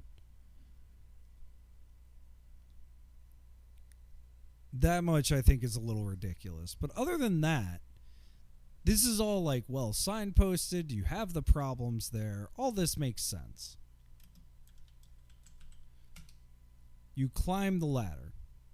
Okay, you're standing at the top of the garden wall. Garden is down below me.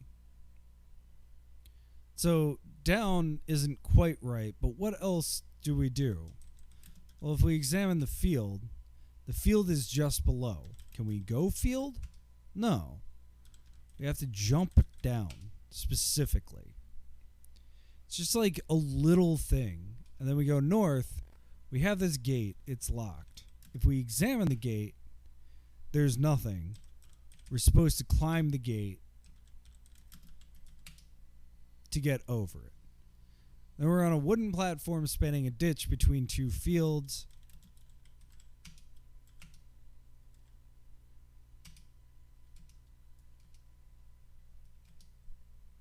And then go ditch, go field, examine field, examine platform, leave. And like there's nothing here to say how to go from here. Please tell me I got the Russian flag. I believe I did. So we climb the gate to jump over it. Did I just not try north yet? I didn't.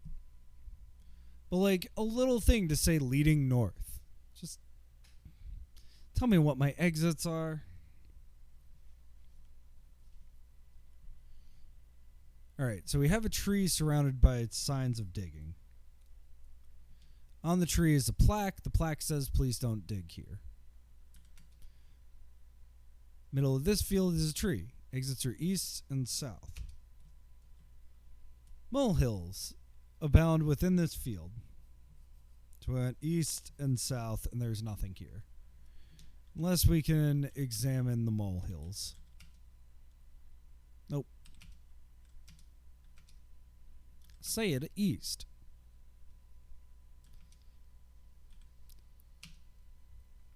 Solitary scarecrow.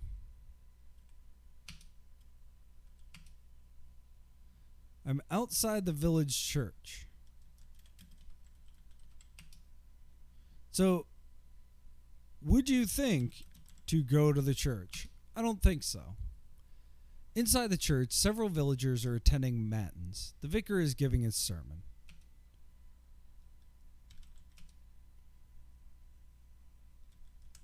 Examine vicar. I see nothing special.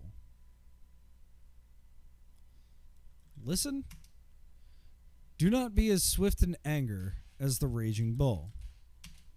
I hear nothing special.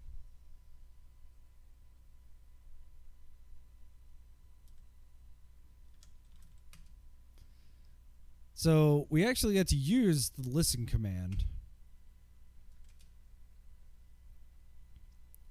Alright, to the north is a large field.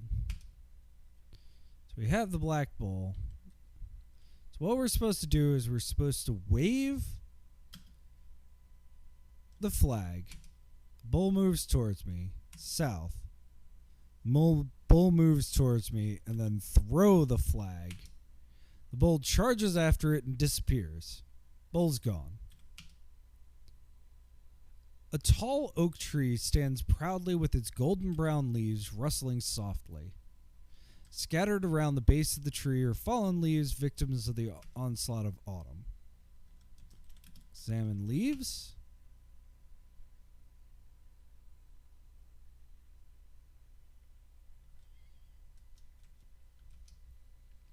Standing beside a clear stream, a man sits alone fishing. Beside him is an empty basket. Examine basket, it's empty. Examine man. He looks cold and miserable. Fish. I can't do that. Cast.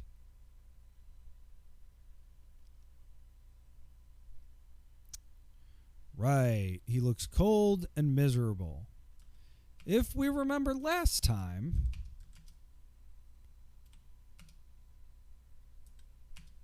there's a tractor, and we can examine the tractor to get the flask, which is probably warm. There's nothing special about it, but we can give the flask of tea. Here, try this something to get a large fish. All right, so get hook. And then tie the hook to the line.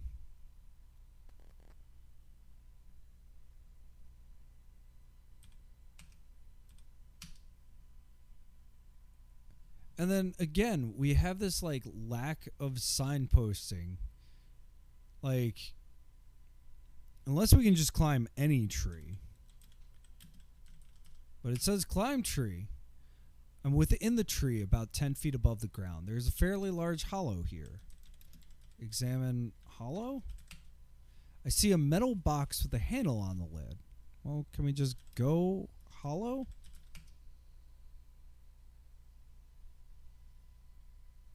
Alright. Use is a word. Can we use the rod? Got it. Oh no, a key falls somewhere in there. And within the tree, about 10 feet above the ground, there's a fairly large hollow here. I can also see a metal box.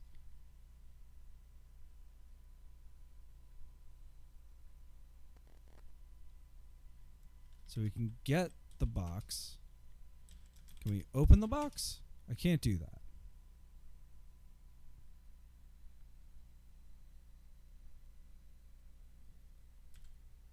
This is bizarre. So down, and then, okay, so we have the leaves. It mentions the leaves. I never would have thought to clear the leaves. There's a second hollow. Examine hollow. And we can get the key. We can get the small key. Which means that we can unlock the box. Which means we can open the box. We can examine the box. And there's a wad of notes. And we can read the notes. Get notes. We can examine the notes. They're old pound notes, no longer legal tender. Any reward for recovering them would be offset by my theft of the car. My only consolation is that I have completed this adventure. End of game. Do you want to try again? Not with this game. We have a couple others. And I'm actually like, I enjoyed that more than maybe the end of it sounded. But I think what I'm going to do is I'm going to take my streamer break and relax, and then we'll move on to the next game. How's that sound? So I will be right back.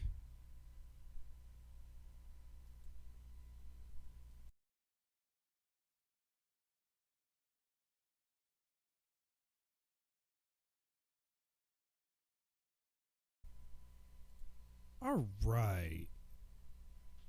Let's keep going. Let's go 1 year in the future. So, same author. And we got a hint of this. One of the notes said, well, try our next game. And I did actually like this game. There were definitely frustrating parts of it, and I'm wondering how much of that is the parser, how much of that is the game itself, how much of that is the author. So I'm curious how much the author learns 1 year later. And I think like taking a look at authors this way gives us an opportunity to, I don't know, to see how people like build their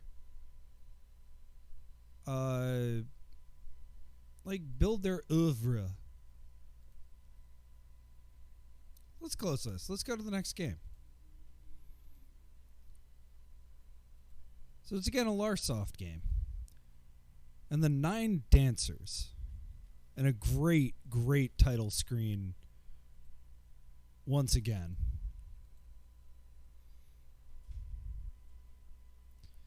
So we have the 9 dancers. The numerous megalithic monuments which are scattered across these islands are the subjects of countless legends and folk tales. One story, common to many of the great standing stones, is that the petrification for some sinful misdemeanor. The petrification legend associated with the 9 dancers differs from most others in that the unfortunate persons were not punished for Sabbath breaking. Okay. According to local folklore, a princess was engaged to be married to a prince from a neighboring kingdom. An evil enchantress was so outraged at not being invited to the wedding celebrations that she decided to wreak a most terrible revenge. On the morning of the wedding, she assumed the guise of a traveling musician. She wandered down to the grassy plain where the princess was preparing her floral garland. The sorceress played such sweet music that the princess was overcome by a strong desire to dance. The lilting melodies brought others to join the dance. It was strange that music so fair could come from hands so evil.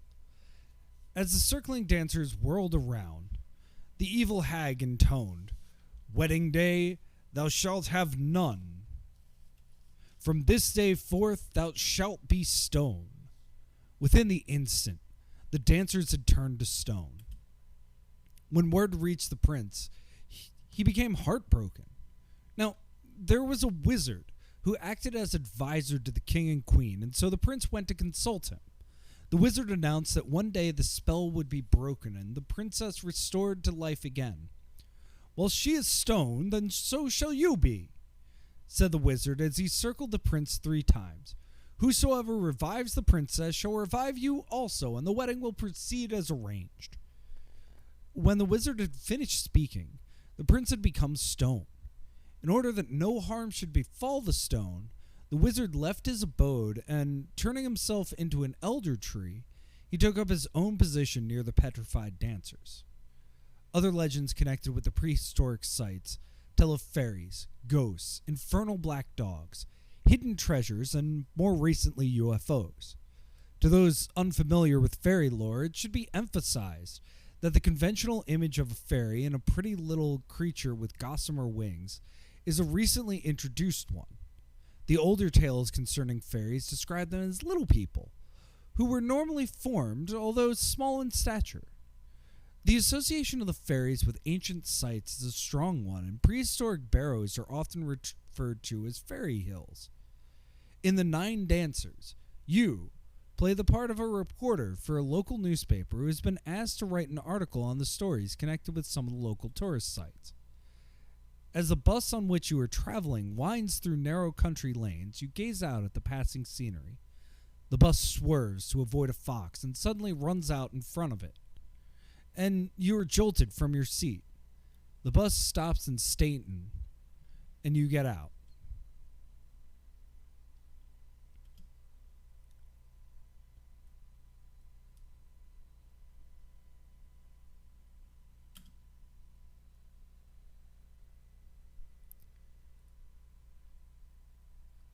So Larsoft Adventures welcomes you to the number 4, The 9 Dancers, a fantasy by G.H. Larsen, written 1986, thanks Paul Gardner and Clifton Studios, version E5. I am standing beside a bus shelter on the outskirts of Staten. Exits are north and east. I can also see an old button, a signpost, and a litter bin. Well, let's read the signpost. Sign says Wychwood, 7 miles. Oh, how cute. Let's examine the litter bin. Ugh, it contains messy rubbish. Let's examine the button. It's a coat button, so let's get the button. Okay. Let's go east. I'm outside a tea shop. Above the door, an emblazoned sign proudly displays the longevity of the company's continued business. Exits north and south. Well, let's read the sign. Purveyors of fine tea since 1986. Let's go shop. I'm inside the tea shop. An assistant is busy behind the counter. I can also see tables. Well, let's examine the tables. There's a newspaper. Let's get the newspaper. Let's read the newspaper. A fisherman is being questioned by police concerning the apparent break-in at Wychwood Manor. He claims to have spoken to a stranger who the police like to interview. So another nice little reference to Wychwood.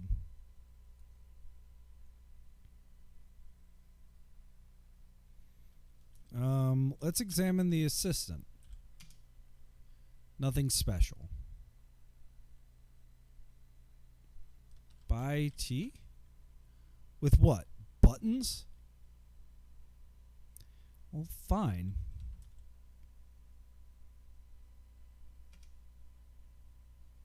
Alright. Exits are north and west. Let's go north. I'm on the village green beside a pond. Exits lead north, south, east, and west. Can we examine the pond? The pond is almost dried out. Let's go east. East of the green. Outside the village inn. The inn sign swings in the breeze. The White Horse. So we're already like so much. A lot of the things that were like, oh, there's nothing here. You know, we have answers to. Like, what does the sign say? Inside the inn, villagers are talking. I can also see a bar. Let's listen. It seems that a large group of hippies is arriving for a festival at the Stones, and the local police force is alert.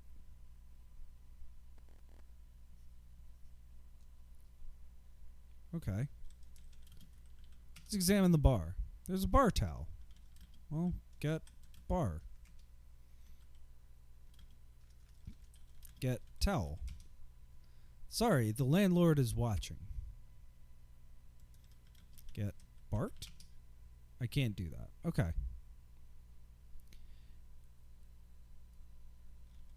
Can we listen again? Same thing. What if we do it again?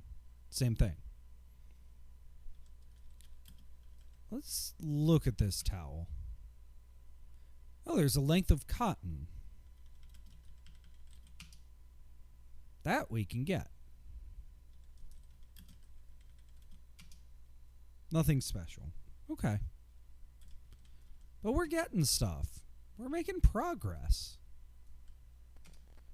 Alright, we're back to the village green. Let's go west.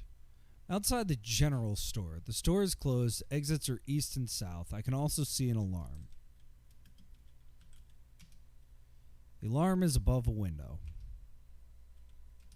Okay. So that is the same box. The store is closed. Ring alarm. Use alarm. Hit alarm. Press alarm. Get alarm? Okay. Let's go north from the village green. Went east to get back. I'm outside an antique shop. The green is south and a lane leads east. I can also see a sign. Read sign. Objet d'art bought and sold. Go shop.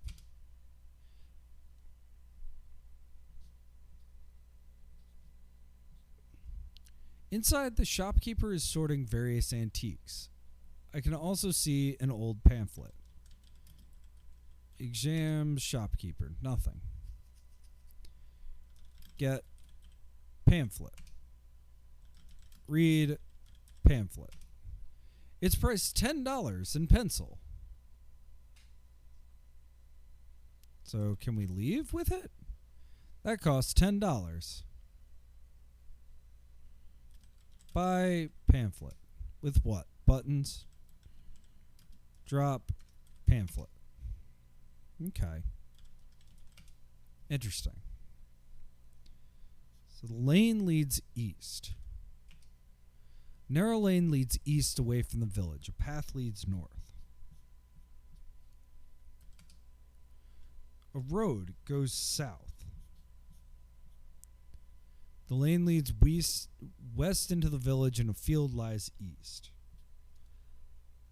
Let's go east to the field. I'm in a field. Exit west.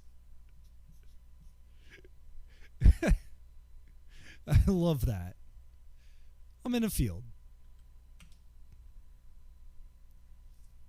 All right, let's try going south. On a north-south road, a field lies east. I'm in a field. I can also see a haystack. Well, let's search the haystack. There's, of course, a needle. Get needle.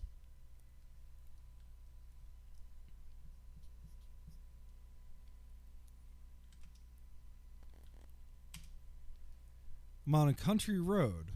A field is to the east. There's a scarecrow. It's wearing a tattered coat. Can we get the coat? Well, let's wear it. So already we have like a huge leap forward in what this guy's doing. And I'm impressed. Like, things are much more interactive. Like, there's a lot less. I mean, it's a thing. An old button. Can we go south? No, we can't go south any further. So, okay. Let's go north on this path. A path leads north towards a circle of stones. The country lane lies south. I can also see a policeman. Examine policeman. Nothing. So what are we supposed to do with this policeman? Talk? Policeman? Okay.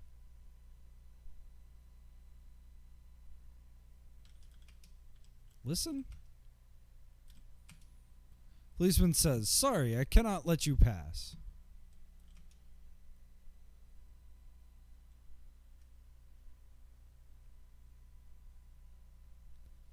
Spin cotton?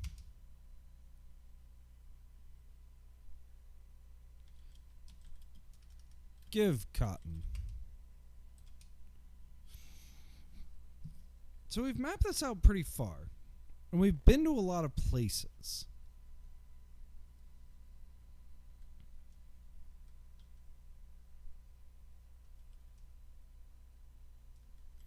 Why?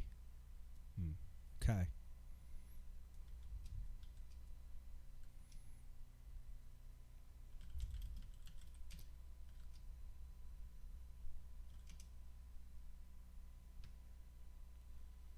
Why don't we go shop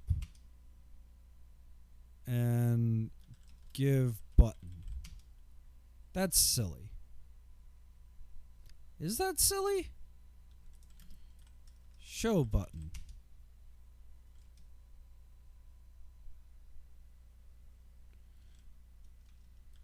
Give needle. So,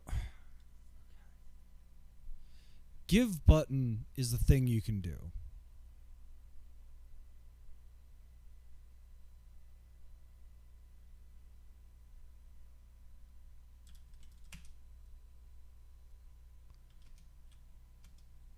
Can we give button to policeman? I hate to jump right to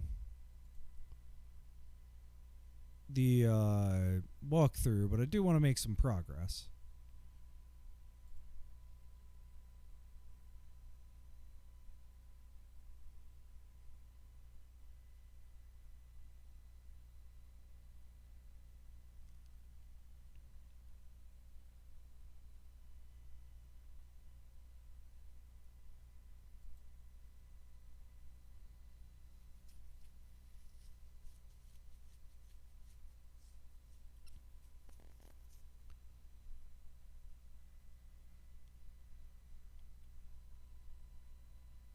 Okay.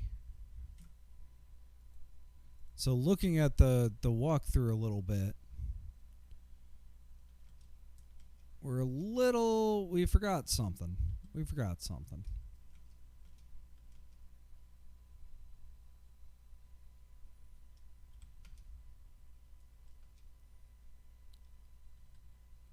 So where is this pond?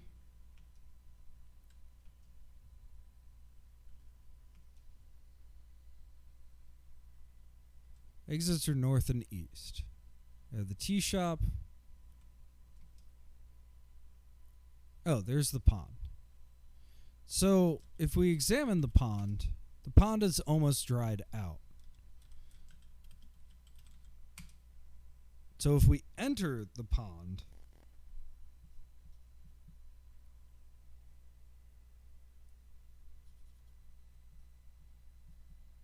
that's its own place.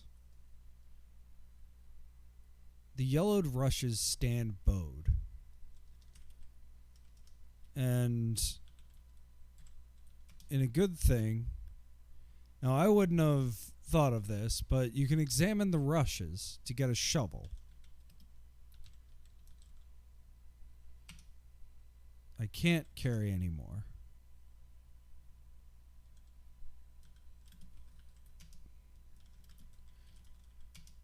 Okay, so we now have a shovel.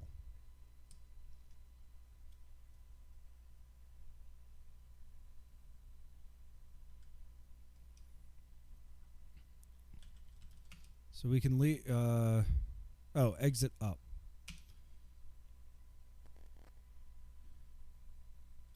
And then now we can go, we're in a field.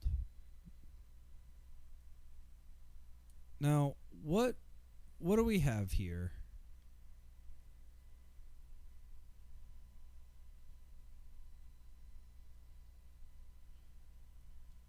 But we can dig. So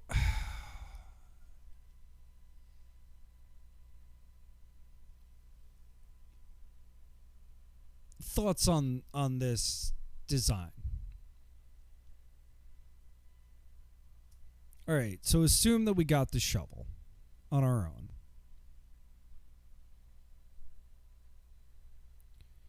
I am in a field. There's nothing else to do. And what the game designer is expecting you to do is look at your inventory, go, I have all this stuff. What do I do with it? Well, I'm in a field. Let me do that one thing. And I can't carry anymore.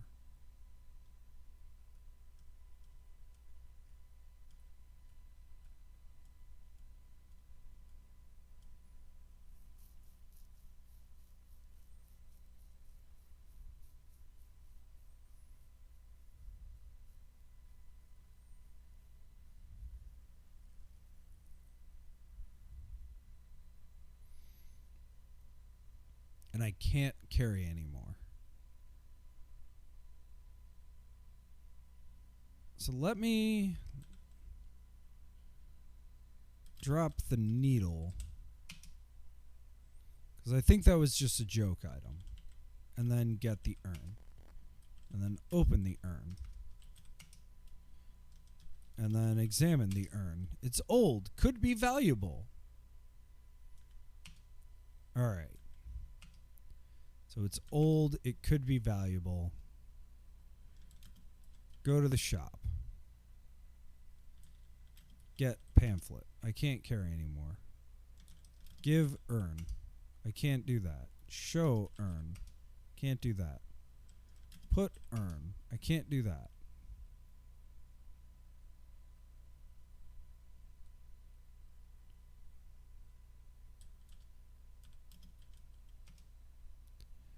So, okay, it's a trifold pamphlet, and I'm following the walkthrough a little bit here, just because I really don't know what I'm supposed to be doing. Get envelope. I can't carry anymore. Read envelope. It's sealed. Open envelope. Not here.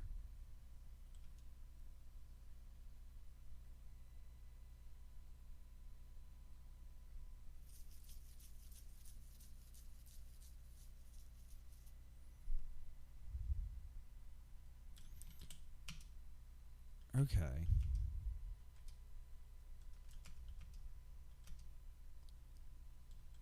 So this is also a field, and we could dig in the last field. So we can dig here. There's another field, a wooden tent peg. I can't carry anymore. Drop shovel. I don't think I'm going to need to dig again. Get peg.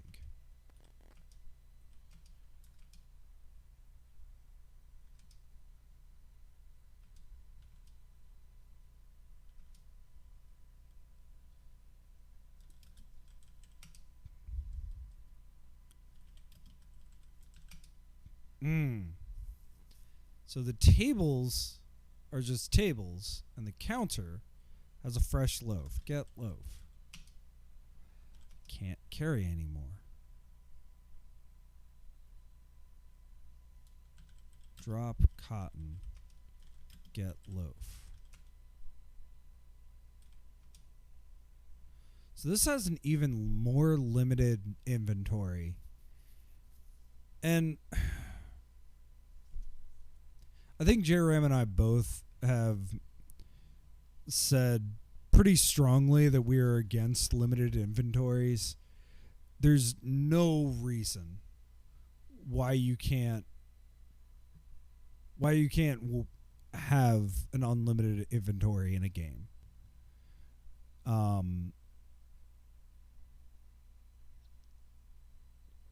At least in a text adventure. Like, it's just forcing you into an order of things in a game system where exploration matters and exploration is important. So that's definitely a call. I don't know how I feel about it. Like, I feel like the greatcoat is really limiting me.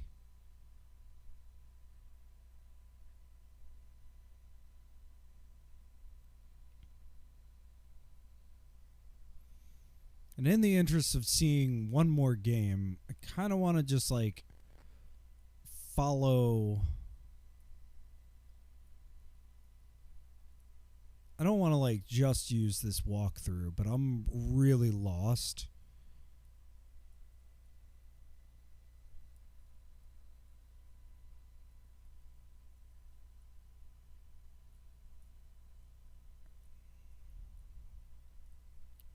Coat as disguise.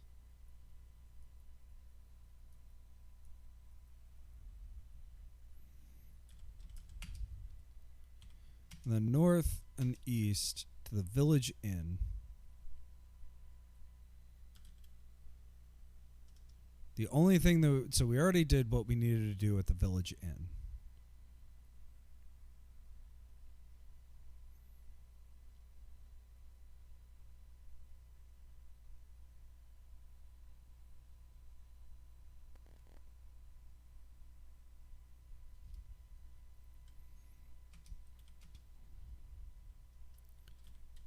Enter shop.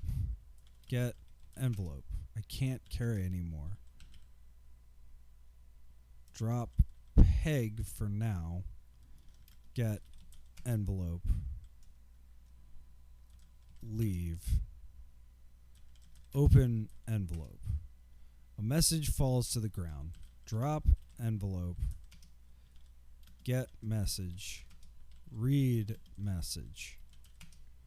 When the moon is full, the little people leave their kingdom to dance around the stones. When the wizard's spell has been reversed, a princess's gift will revive the prince. Look sky. Examine sky. Examine moon. So it seems like objects are specific to the room. Enter shop. Get peg. Drop note. Get. Drop message. Get peg.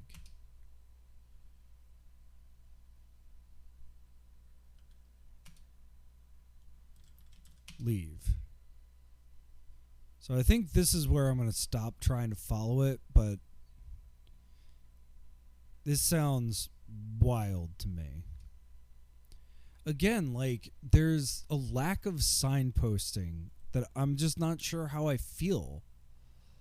Like, some of it is definitely limited by the actual, like, game. Oh, thank you for the follow, Xinjing Meng.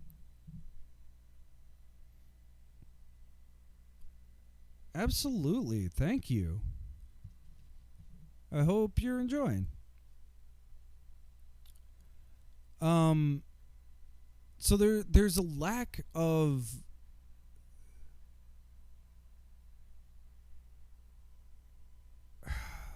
signposting. And that's what I keep coming back to here. Like, there are times in these games where I've felt kind of dumb for not thinking of it. It's dark and you feel around. Okay, I think that's kind of nifty.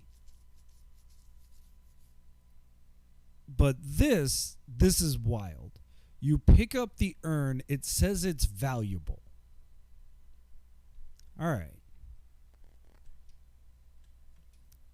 And then we go to the general store, and there's an alarm.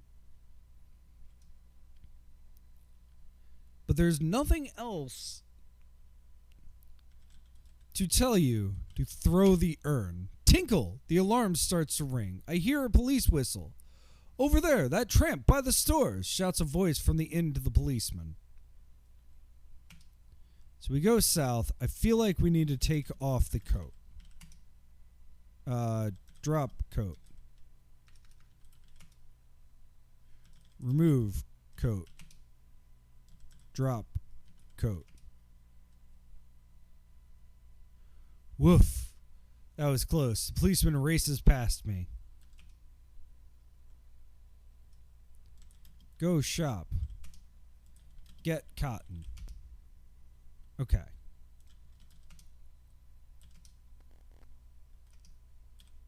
So, a crowd of onlookers. Listen. I hear nothing from the onlookers. What if we examine it? I see nothing special. A second policeman takes up his position south of the stone circle. So, do I really need to race to get that done? Do I really need to race to get that done?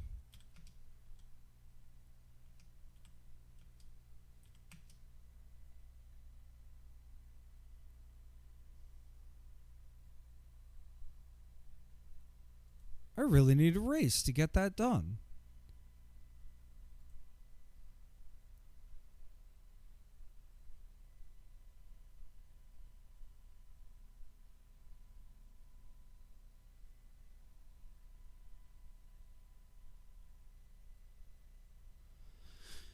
Okay.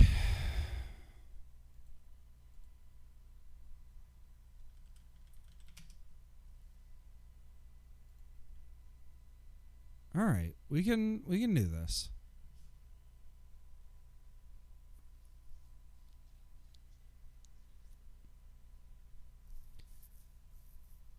So, the author is definitely fascinated by this, like,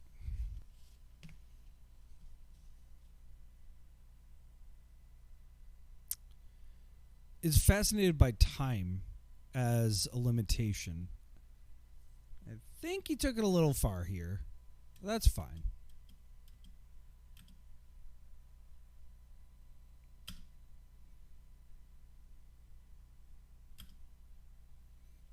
Okay, get button. I don't know what this button does. Where do we start? Exits are north and east.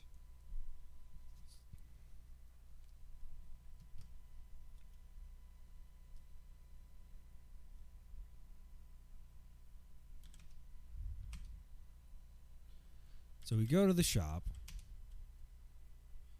and we examine the tables, and there's a newspaper, and we can read the news, That's a fisherman's story. You can also examine the counter and get a loaf. Get a load. Get a loaf.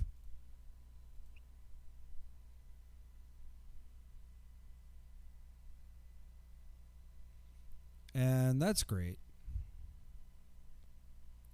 And then we can leave. And then we go north to the village green behind the pond. We enter the pond and we examine the rushes. We get the shovel. We go up. We go east to the inn. Go in. We can listen.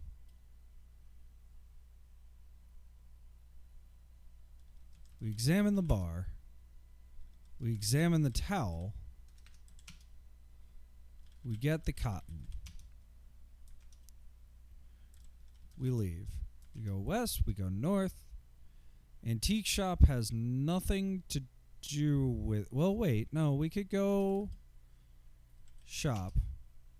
We can open the pamphlet. That's $10.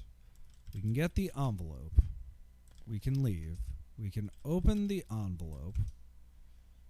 We can drop the envelope. We can get the message. We can read the message. We can drop the message. And interesting, but whoops.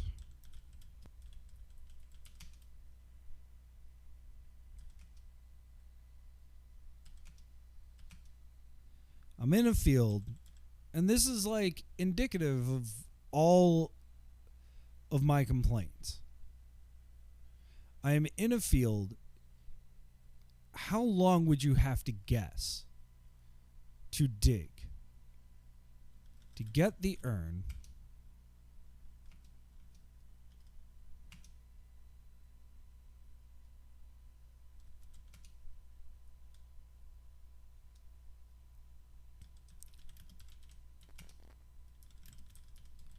I can't carry anymore. So we dig. We get a tent peg over here. Drop shovel. We examine the scarecrow. And sure, we get the coat and we wear the coat. Can we get the peg? Can't carry anymore. We'll just know that there's a peg there. But no, we need...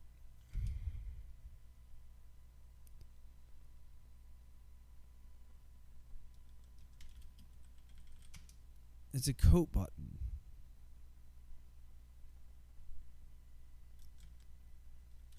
So, button?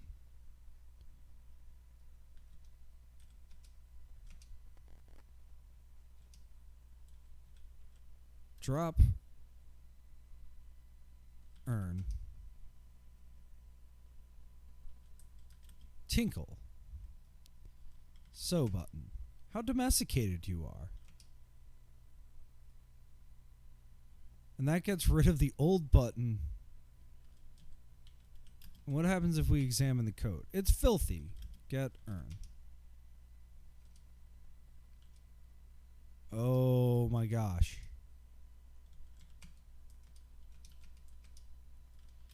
Get shovel.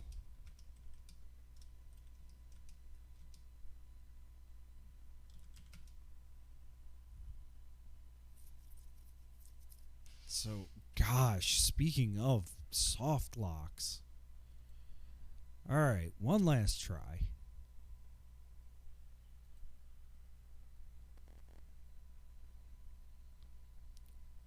And it's so like... It's so focused on this idea of like one possible path. I don't know if that's like a design philosophy or bad design. Like, I really don't want to like ascribe bad design to something. But wow.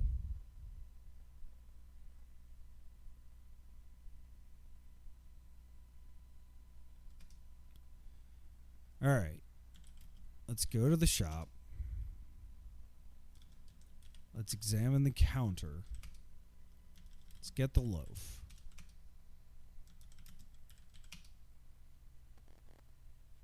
Can we just eat the loaf? And now I have nothing. So that's kind of cute. I wish it, again, told, like, give me something to say that, like, you're soft locked.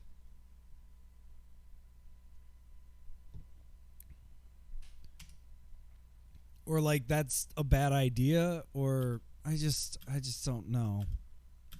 I don't know what that's for. I know it's for something.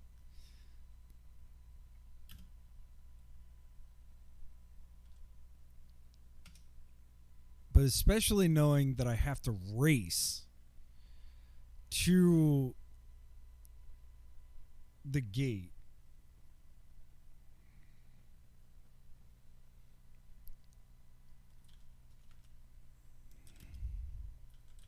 I don't know. Examine counter. Get loaf. Leave. West. North. East. North. Wait. Enter pond. Examine the rushes. Get shovel. Up.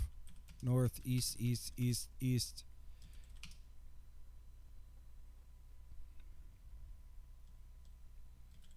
Dig. I can also see an urn. Get urn. West, south, east. Dig. West, south, east. Dig. Get peg. Examine the scarecrow. Get coat. Wear coat. West. North. East. Examine haystack. Get needle.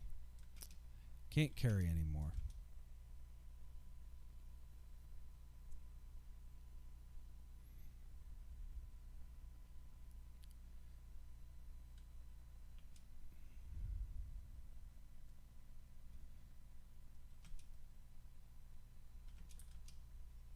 All right.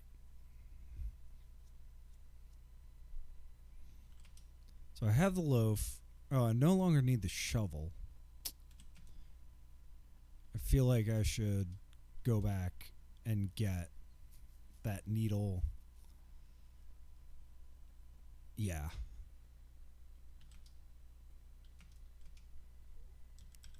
Drop shovel. Get needle.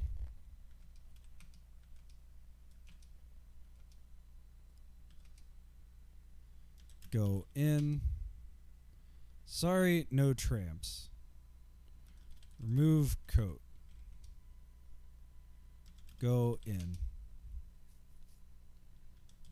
Examine bar. Listen. Examine towel. Get cotton.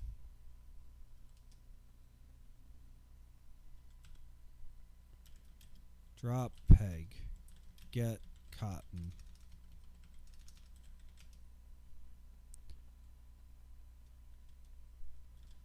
Leave west, south, west. Get button.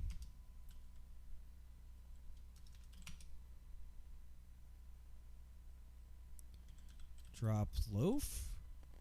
Get button. Sew button. Get loaf.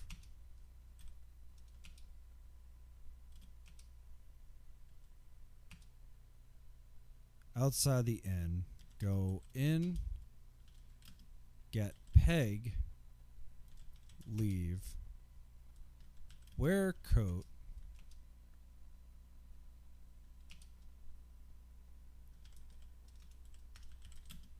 Throw urn. The alarm starts to ring. I hear a police whistle. Drop coat. I can't do that. Remove coat. Drop coat. North. Policeman races past me. East. North. East. Path leads north. Circle of stones. North. A strange feeling hangs heavy in the air, and I sense a mystical ancient presence. To the north is a circle of stones. I'm within a circular earthwork.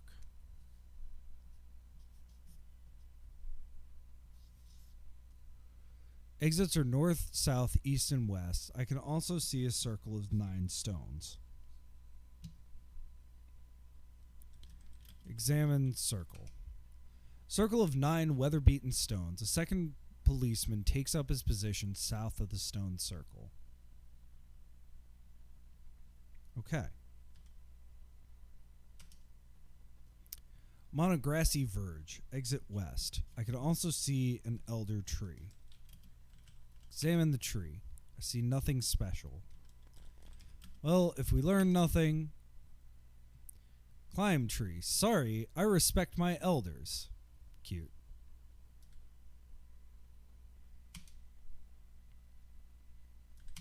Let's go west. I'm at the edge of a great lake. A fish dartingly swims in all directions. The path slopes eastwards. Examine fish. Examine me. I see nothing special. The fish has a painted face.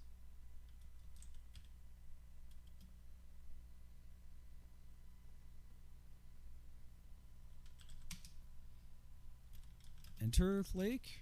I can't swim. Okay. About north. I'm north of the circle in front of a broad stone archway. I can also see a sleeping dog. Examine dog. Drop loaf. That's what I call using your loaf. Pixie looks hungrily at the bread, then looks at me. Examine the archway. A pixie is sitting at the top of the arch.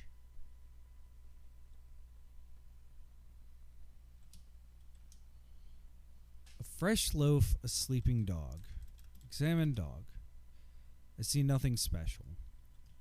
Examine pixie. I see nothing special. Examine arch. Pixie is sitting on top of the arch.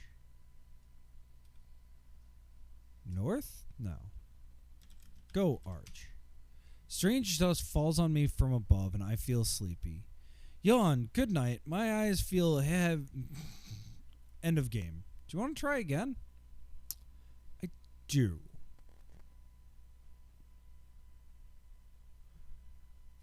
Oh, I needed to go south and then north again.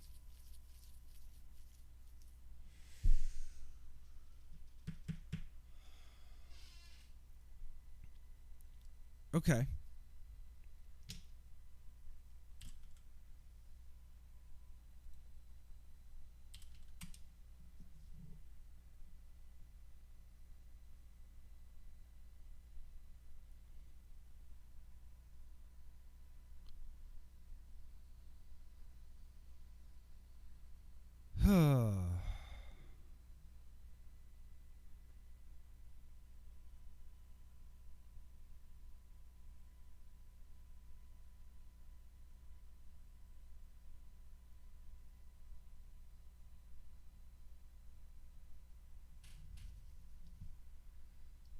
All right, let me think.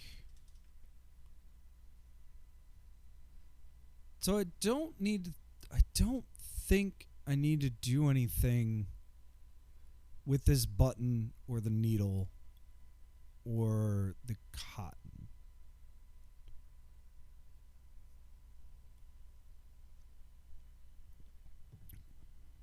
I think that's all just like flavor. because we get rid of the coat anyway.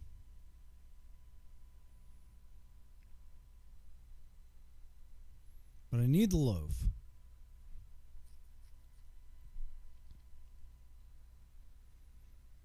I don't think I need anything else.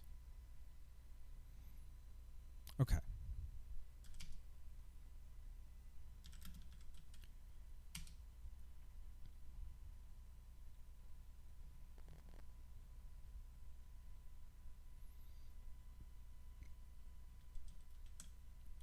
Examine the counter. Get loaf. Leave. We can go north to the village green. East. North. Nope. East. Nope. Forgot something. Go to the pond. Examine the rushes. Get shovel. Now we can go up, and now we can go west, all the way east. Dig. Get the urn.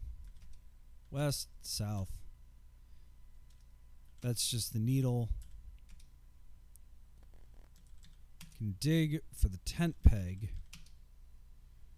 And then I can examine the scarecrow. Get the coat. Wear the coat. Just to be sure, I have the loaf, I have the shovel. Don't need the shovel anymore. I have a tent peg. I have the greatcoat. Okay.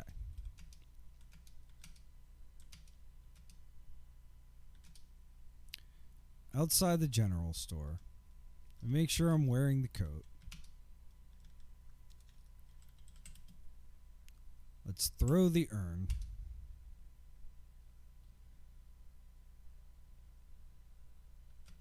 Let's go south. Get away from it. And I do like the use of place with this. Remove coat. Drop coat. North. East. North. East. North. North. Strange feeling. To the north is a circle of stones. We have the north circle of stones. The only place that it makes any sense to go is north one more time. We have the broad stone archway. We have the sleeping dog. We drop the loaf. That's what I call using your loaf. Pixie looks hungrily at the bread and then looks at me. We go south. And then we return. And if we examine the archway, I see nothing special. So we can go north again. Okay. Let's go the archway.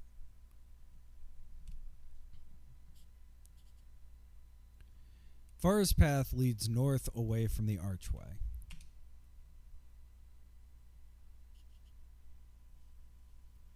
I'm beside a trail leading east from the north-south path. So let's go east. Standing behind a round barrel. The path is west. Let's examine the barrel. I see nothing special. Can we get the barrel? No. Can't go east. Can go west. So going north. Path stops here outside a derelict hut. I can also see a black dog. Examine the dog. It looks evil. Alright, let's enter the hut. The dog snarls. I withdraw. I have a wooden tent peg. Throw the peg. The dog instinctively chases after the wooden peg. Now let's enter the hut. That also seems to be the way that, like, you deal with animals in this guy's world. You just throw things. Within the hut, I feel like I'm being watched. I think I should leave. There's a dead hare and an iron horseshoe. Get hare. Get horseshoe. And then leave. The clouds break, revealing the full moon. The path stops here outside a derelict hut. Okay. So let's examine the hare. Let's examine the horseshoe. It looks like a magnet.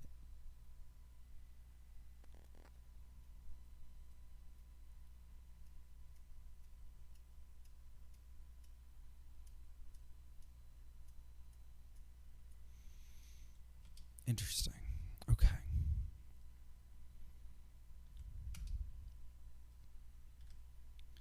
Then if we go east, there's the wooden tent peg and the dog and the round barrow.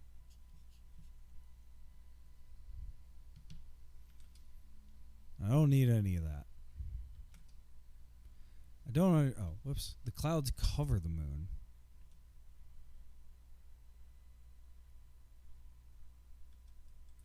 Okay, let's examine the arch again. I see nothing special. One of the verbs that we have used a lot, and I'm using the walkthrough at this point, is to climb. So climbing the arch, we can't do that.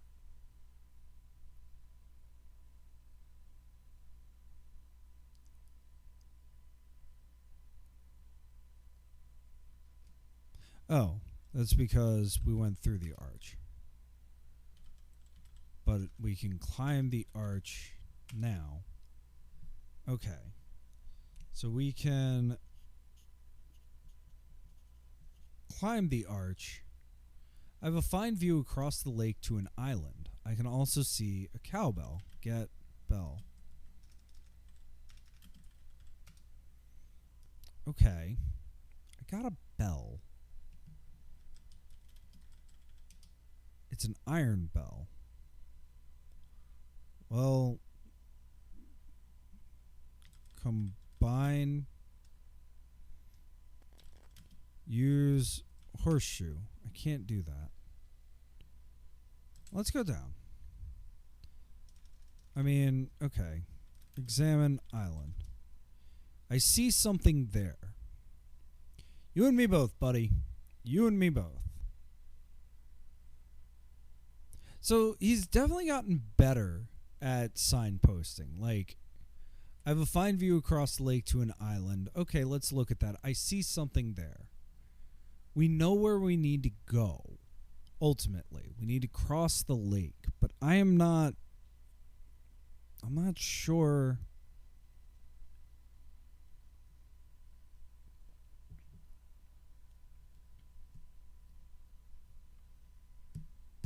Okay.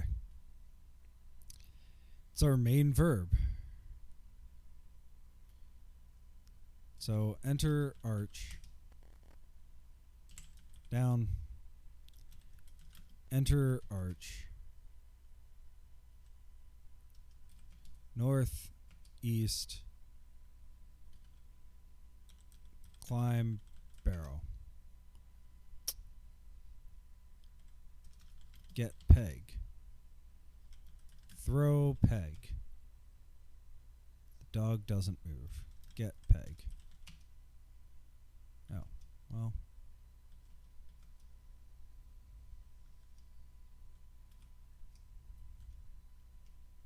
Is that gone forever? Pet dog. I can't do that. Shame on you. Climb barrow.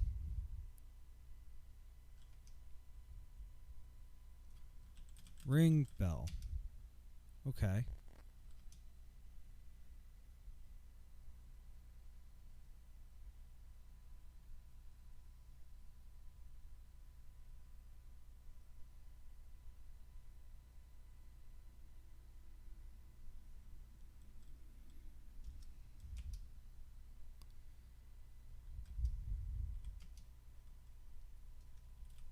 Enter hut.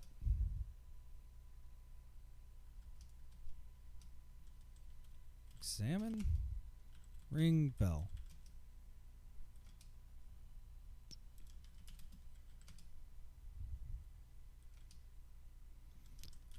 Examine the hut? Maybe there's something here.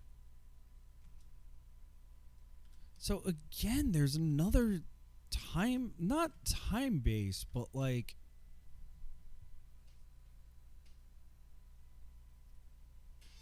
another soft lock because of the order of things that you need to do it in. So like this has to be a design thing. I'm like,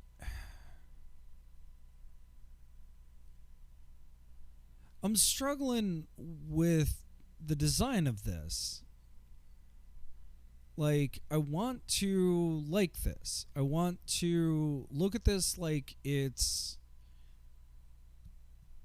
like there's a lot to like here. I think the setting is really, really great. I think the puzzles aren't signposted well.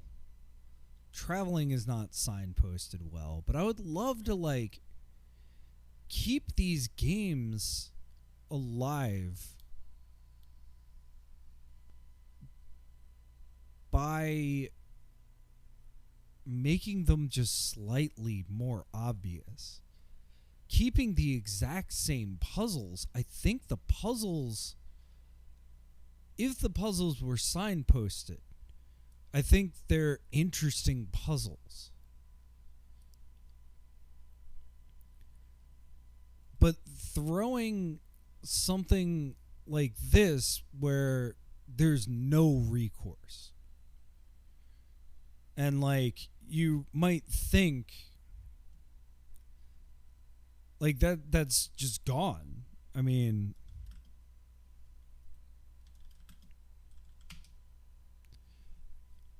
it's an interesting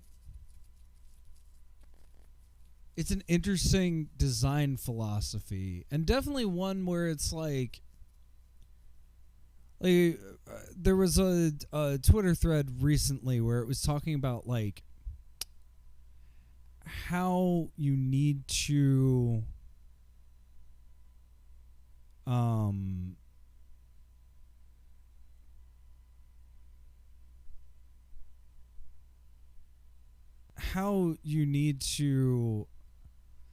like, or the NES hard, like Nintendo hard, old games were difficult not because of a design philosophy, but for a lack of testing and replay value. Like, if it's too easy, then it's like you don't get your money's worth out of it. And I just I don't know how I feel about that. Like,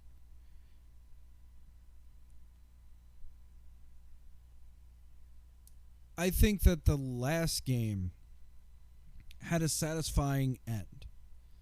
Like, I kind of love that it was like, yeah, money doesn't matter. They're worthless notes. But I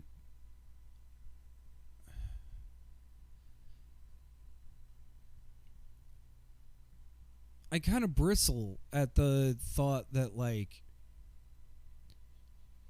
there wasn't a way to make these games work. Because, like, the core idea of the games are fine. The puzzles are kind of neat. It's a little too limited to climbing and throwing. But maybe that's just like, these are the verbs that I know work, and people know these verbs. You know, we were talking earlier about, like, how being used to a system gets you used to a certain common vocabulary across games. So, like, is that what we're supposed to be doing here? And I don't really know. I wish I knew better. Because, like, this world is cool. Oh, hey, there's the arch and there's the pixie on top of it. There's the black dog. So, like, thought this isn't like a game that love wasn't put into, that attempts weren't made. Like, I mean, I think the whole thing with the button and the cotton, that's super cute. But, oh boy, like, to get soft locked like that, because I didn't. First off, like, what is a barrow? Somebody tell me what a barrow is. A luggage trolley.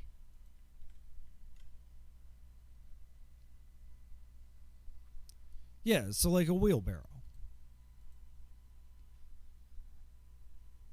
So I don't think that, like, climbing it is the most logical solution.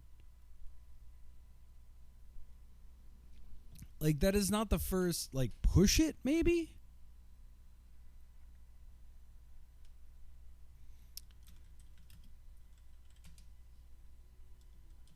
And, like, this is a great example. We have, I can also see tables. Nothing's there. Well, all right, let me bounce. Maybe something, like, will open up here. But no, it's the counter.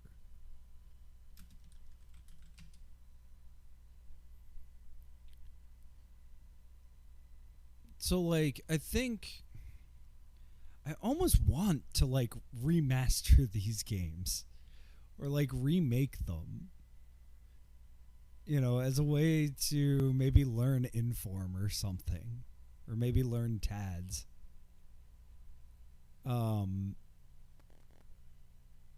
Because, like, and fix them.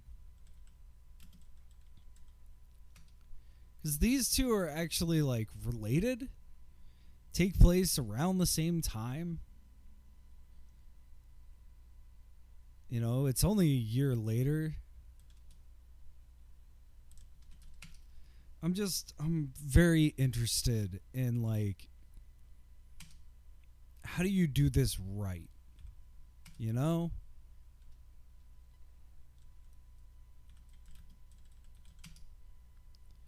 And, like, the pond being almost dry, all you would need is to say you could probably stand there. And then that would be signposted enough to be like, oh, let me stand there. You know, let me enter the pond, or, like, the pond bed, like a lake bed.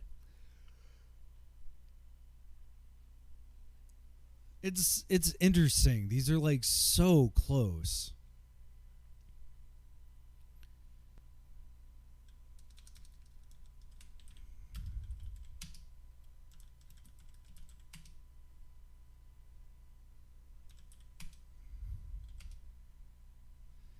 And, like, one of the other things that's interesting again is, like, you don't go down.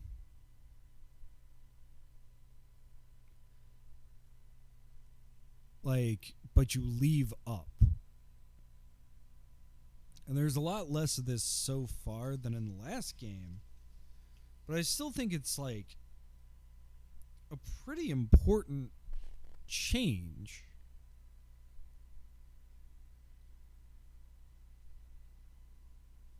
But, okay. So we have the shovel. And, like,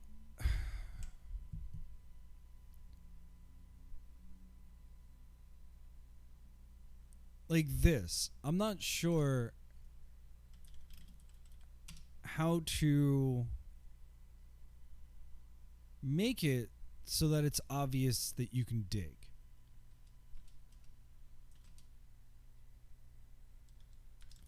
Can I just get coat? I can. Wear coat. What do I have? I have a fresh loaf. I have the urn. I need to dig one more time.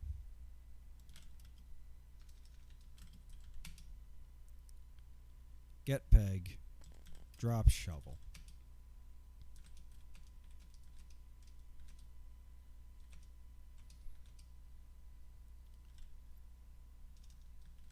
Wear coat.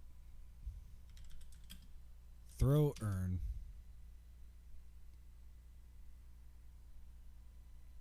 Over there, that tramp by the stores. We go south. We remove the coat. We drop the coat. Now we can just waltz.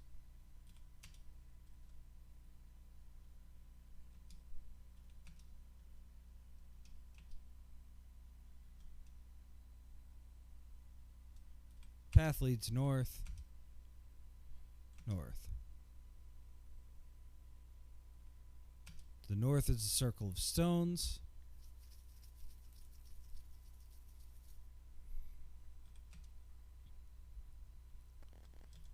Drop loaf.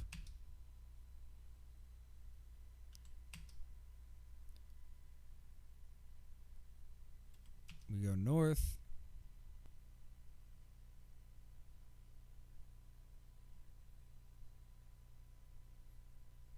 We enter the arch. We go north. We go east. There's the barrow. It says to climb the barrow. I'm on top of the barrel. It's just a mushroom. Alright, we'll get the pixie. Alright, so we have a mushroom now.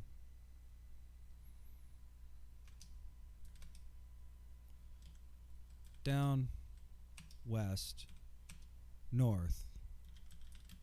Throw peg. By. Enter hut.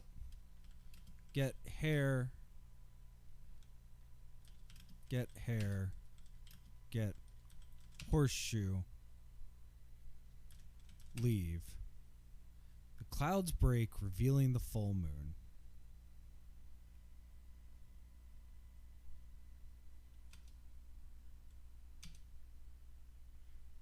Right. So we go to the arch. We climb the arch. We get the cowbell. We go down. So again, I have all this stuff. I have the cowbell, I have a pixie stool, I have a dead hare, I have an iron horseshoe.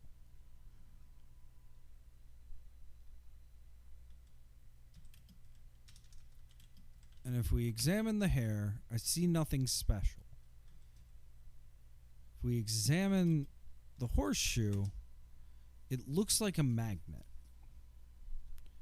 If we examine the bell, it's an iron bell. And like, what am I supposed to get out of that? Do I have anything else? I have the mushroom. Examine the stool. It's a mushroom.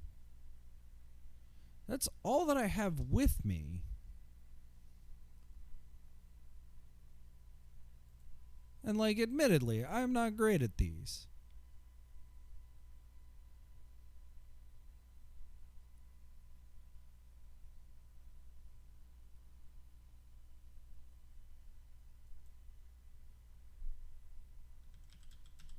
So it's a dead hare.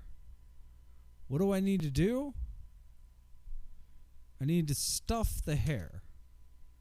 Oof, there isn't mushroom. Boo. So like, again, there's like moments where there's obviously care and love here. How are you supposed to figure that out though?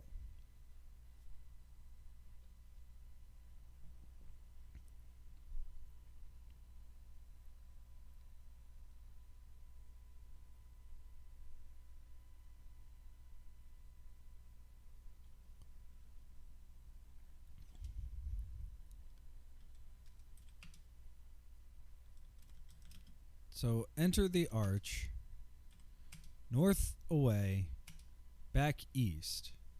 Now we have the tent peg. We can get the peg. And we drop the hare. The dog eats the hare. It's now a sleeping dog. And we climb the barrow again. I'm on top of the barrow.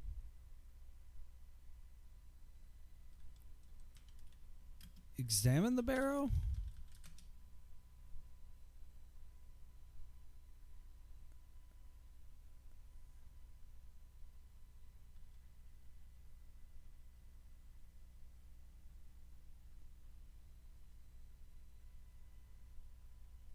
And it says enter the entrance. I can't go in that direction. Wait.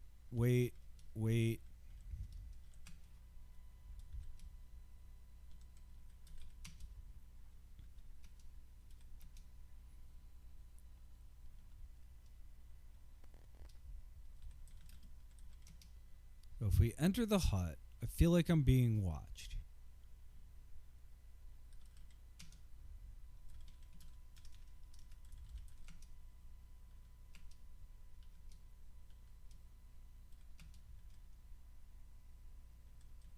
Examine the dog. Examine the barrow.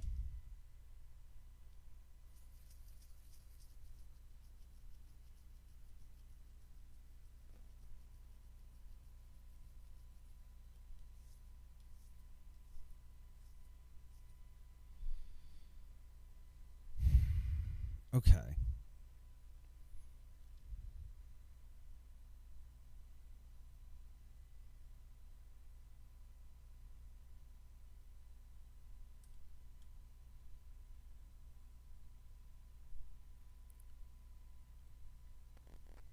So I again have this feeling that this is time-based. And it's like, why? So I don't think we're going to get to any other games. But I want to play more of these, and I think I'm going to on my own. Because the concepts here are good. Like, having this cycle.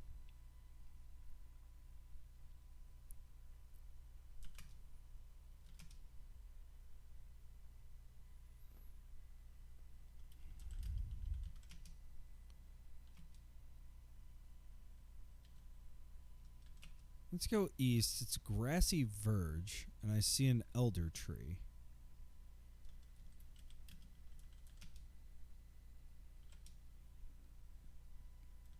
What if I ring the bell? Nothing. There's the fish.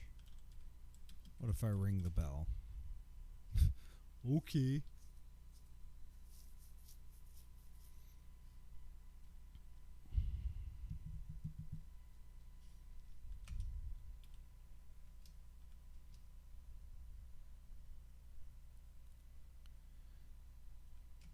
So, like, there's only that moment.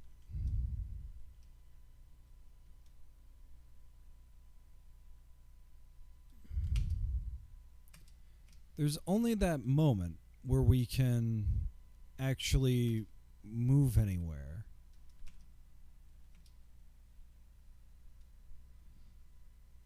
And there's only one way to solve any of these puzzles. So again, like, I want to actively, I want to think about what it means for these games to be the way that they are. Like, what were the philosophies here? Like, even how old was this guy? Like, if he's writing this in his, like, 30s or whatever, that's one thing. Or 40s or what have you. Because there's a lot here. But, like, not only is it a bit brutal from a difficulty perspective, but it's brutal for what I would say are silly reasons. Like, things are not, like, what should be a clear cycle just kind of happens in the background. What should be a obvious, like, thing to do is not obvious. Like, you make these choices, like climbing the barrow. And I'm stuck on this because, like, these are close to being really, like, cool, fun, short games. And especially given that they're, like, related to each other, even if it's just, like, kind of silly fun.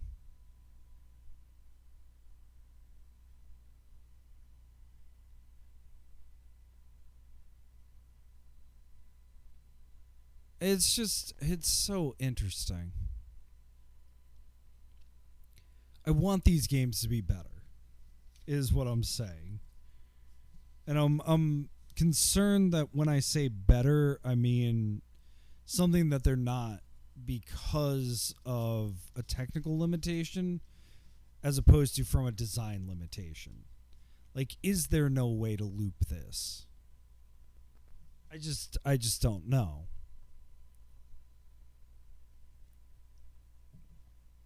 Okay. We can speedrun this. Enter shop. Examine the counter. Get loaf. Leave. West, north, north, north, east, south. Nope, north. Enter pond. So, like, I'm going to hammer this because the pond has almost dried out. All it needs is to say the pond is dried out. You may be able to stand on it. And then you would go, well, maybe can I enter the pond?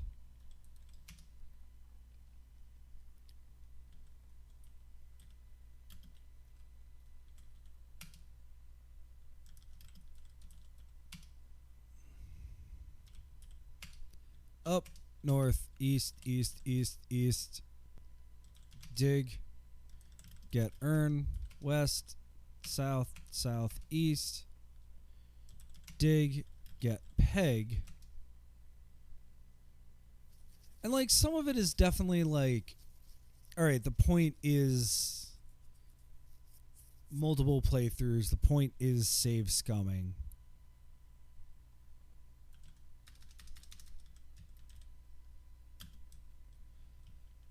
But it's like, how do we do this in a continuous way, in a repeatable way?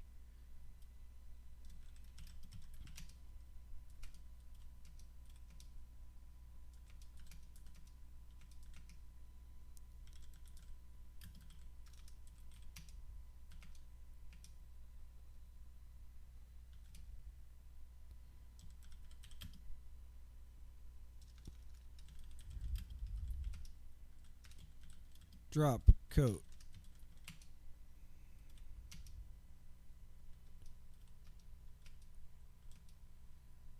All right, I have the shovel still.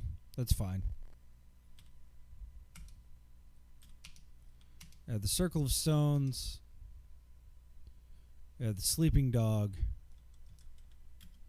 And if we examine the arch, it says a pixie is sitting on top of the arch. Can we examine the pixie? Pixie is laughing and kicking its feet. Nothing in that says drop the loaf here.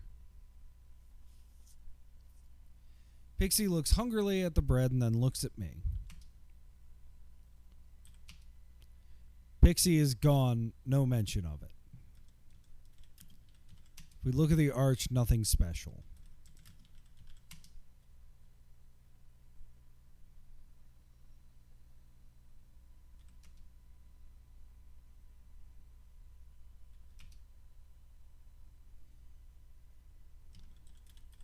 Climb barrow. Get stool. Down, down, west, north. Throw peg. Enter hut. Get hair. Stuff hair. Get shoe.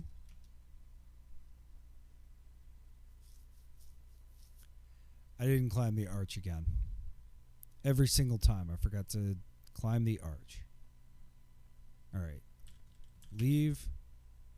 The clouds break, revealing the full moon.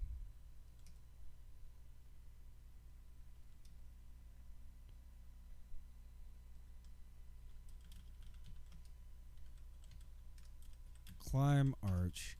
Get bell. Down, north.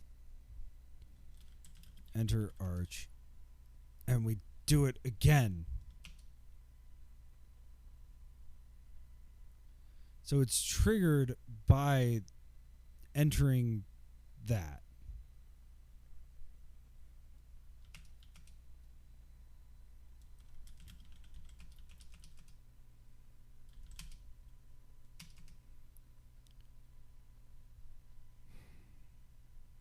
So I have to climb the arch before that. Like,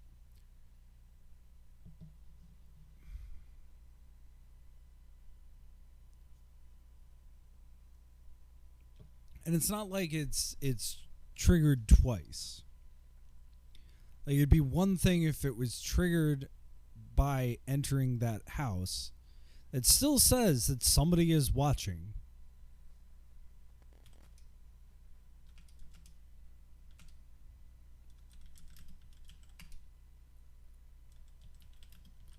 And again, I'm wondering if some of this is like maybe the version that it is, but it does say version 5.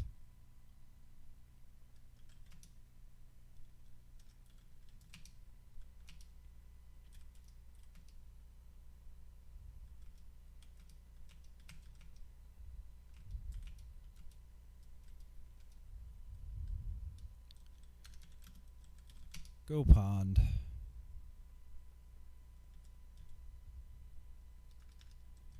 Examine the rushes. Get shovel. Up, north, east, east, east, east. Dig, get urn. West, south, south, east. Dig, get peg. Get coat. Wear coat. West, north, west, or south.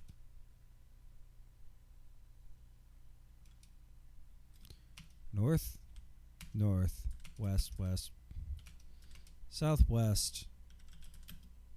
Throw urn.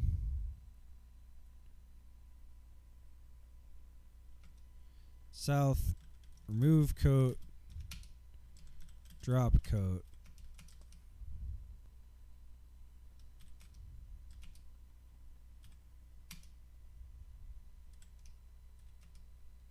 Please tell me I have the loaf. I do.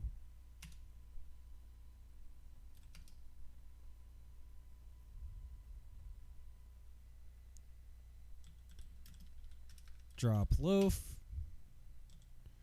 Try that again. Drop loaf. South, north. Climb arch. Get bell. Down. Enter arch. North, east. Climb barrow. Get stool. Down. West, north. Throw peg. Enter hut. Get hair. Stuff hair. Get shoe. Leave.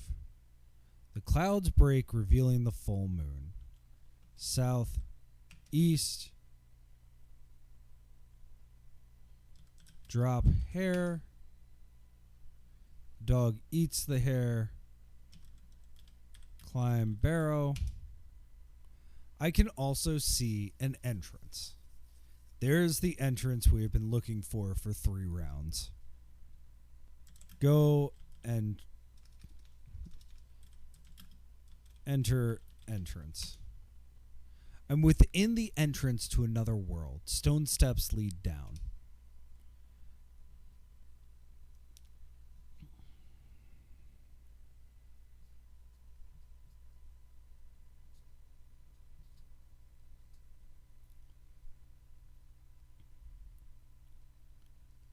Exits are north, south, east, west, and up. I can also see a crowd of fairies. One of the fairies offers me a goblet. Exam goblet. It's made of green glass. Get goblet? Okay, the clouds cover the moon. Interesting. West. The fairies stop me. East. The fairies stop me. Well, it did say that I could ring the bell. As the bell tolls, the fairies fade away into nothingness. I'm within the west chamber. Use shoe? I can't do that. Okay. I'm within a well-lit circular banqueting room. I'm within the north chamber. Dancing shadows play upon the walls, floor, and ceiling. I have a goblet of wine. Within the south chamber, on one of the stone uprights, is a large painting. It's a painting of a giant white eagle. What if I examine the shadows? See nothing special. A shadowy figure runs out past me. Within the east chamber, I can also see a book of history. One page has been torn from the book. Well, let's get the book anyway. I hear a rumbling sound.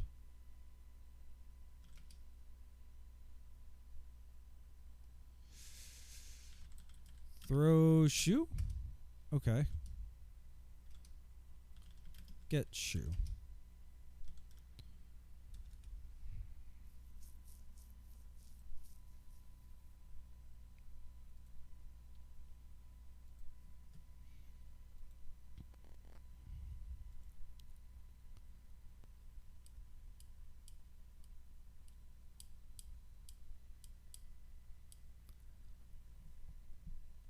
Examine the doorway. Okay. I can also see a doorway. I don't think I remember seeing that. Beyond the doorway, I can see a hooded figure holding a page from a book. Throw shoe. The iron shoe hits the fairy, causing both to disappear. Get the page. It's not here. I hear a rumbling sound.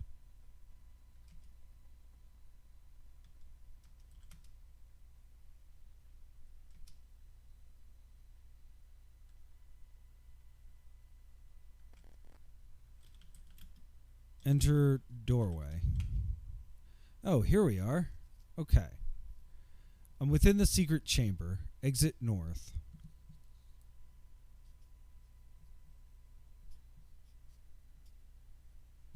There's a fiddle and a bow and a page from a book. Get page. Read page. It says, in 1986, G.H. Larsen wrote an adventure entitled The 9 Dancers Using the Quill. Very, very cute. I can't carry anymore. Drop page. Get fiddle. Examine the fiddle. See nothing special. Alright, there's an exit north. Oh, that's the That's the west chamber.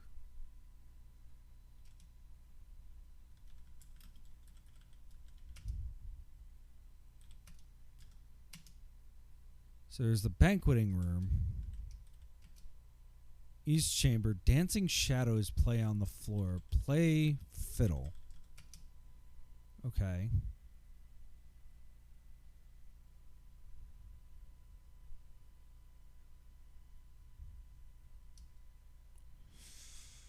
No dice. So I'm not a huge fan of this backtracking necessarily.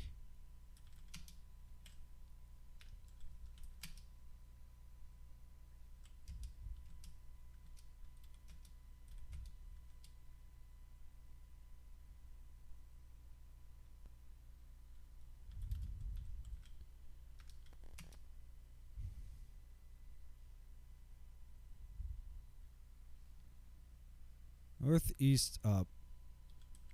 Jump down.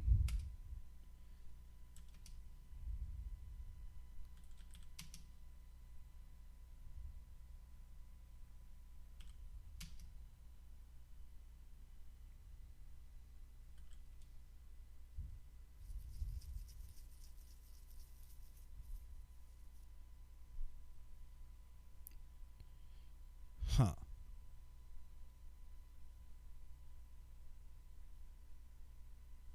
I wonder, all right, if I go down, if I drop the goblet, tinkle, up,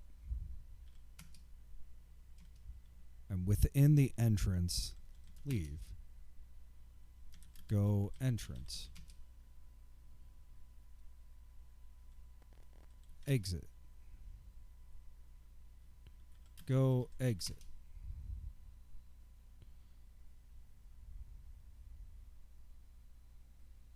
Leave. Go out. Okay.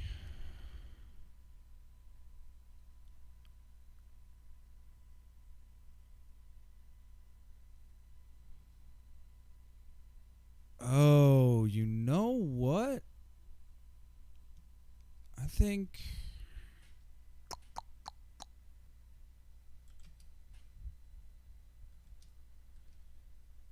east, west, go doorway, get page.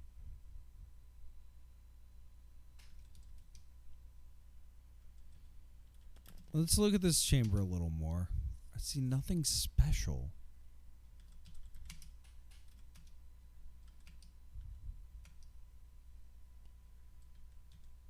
Examine the painting. Get painting?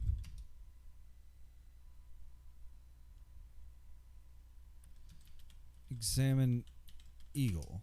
It's a giant white eagle.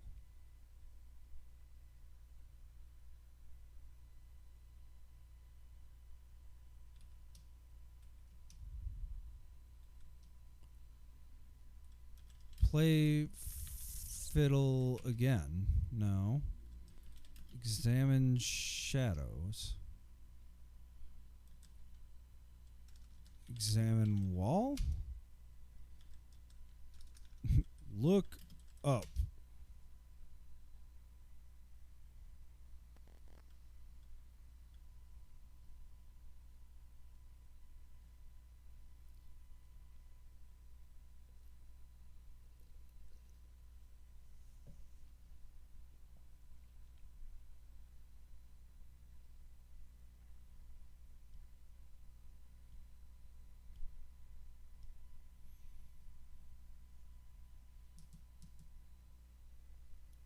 So this is definitely making me think that soft locking is like part of the strategy of it, which I don't love.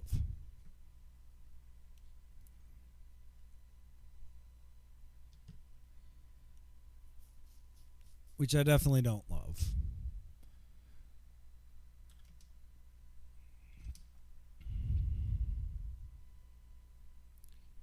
especially soft locking without saying anything.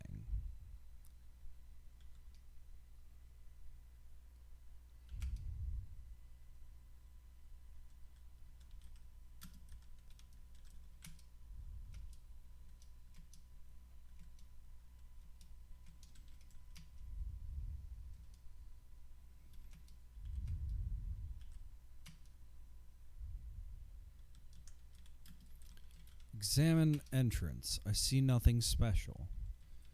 Examine steps. I see nothing special.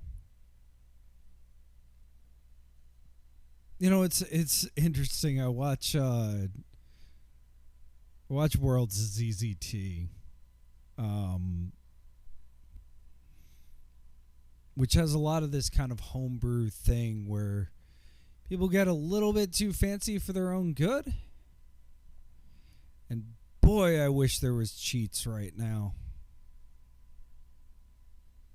Just to get me out of here. Like, I did everything right. Taking the goblet was what I did wrong.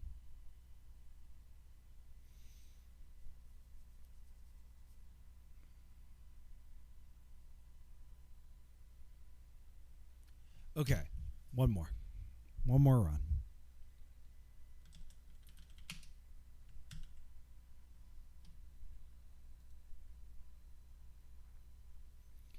This is it. This is the run. One credit clear.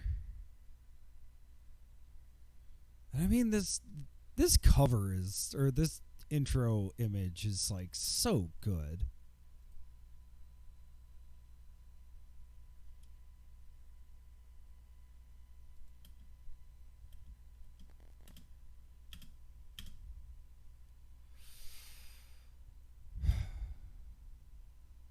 Okay. East. Go shop. Examine counter. Get loaf. Leave. North. Go pond. Get shovel. Examine rushes.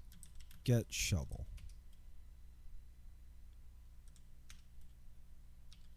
Up. I'm on the village green beside a pond. North, east, east, east. Dig, get earn. South, south, east. I don't need to dig. No, I do need to dig. Get peg. Drop shovel. Get coat. Wear coat. West, north, north, west, west, southwest. Throw urn. Tinkle, the alarm starts to ring. I hear a police whistle, south. Remove coat, drop coat. North, north, east, east, north, north, no, east, north, and I did it too slowly.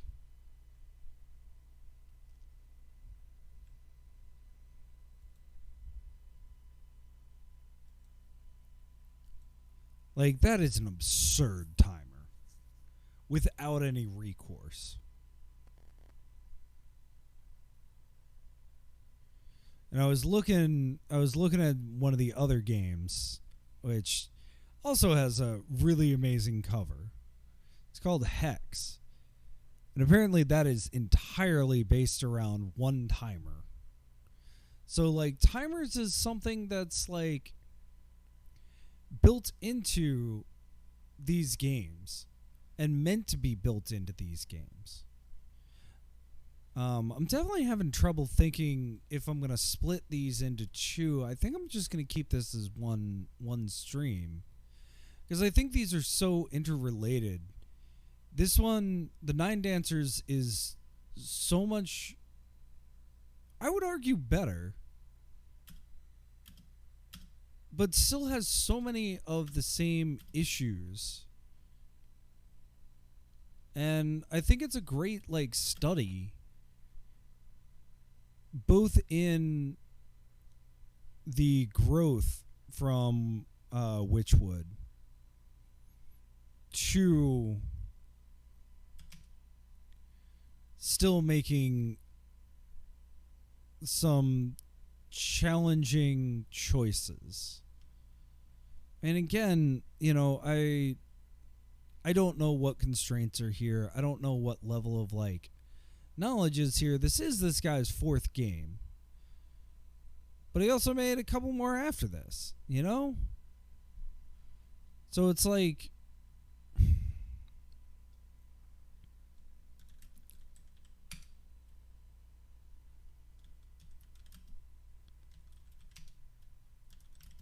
I just don't know, you know, what we're exactly supposed to be getting out of this. Like what? No, I take that back. Like what are we exactly trying to do as like if we're a game designer? You know, are we being limited by a really challenging kind of thing, or are we creating challenges for the player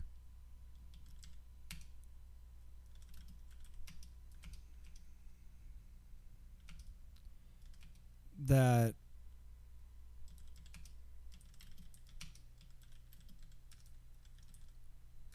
don't necessarily make the game any better?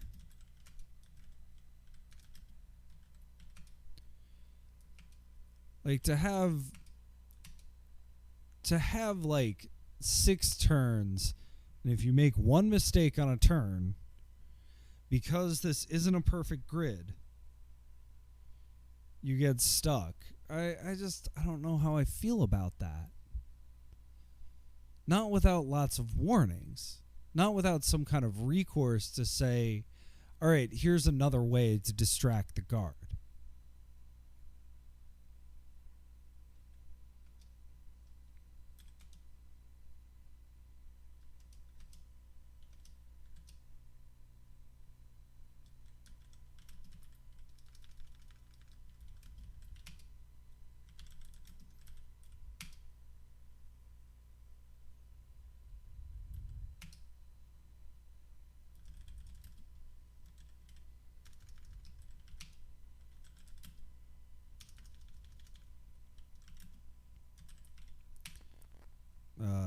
Drop coat.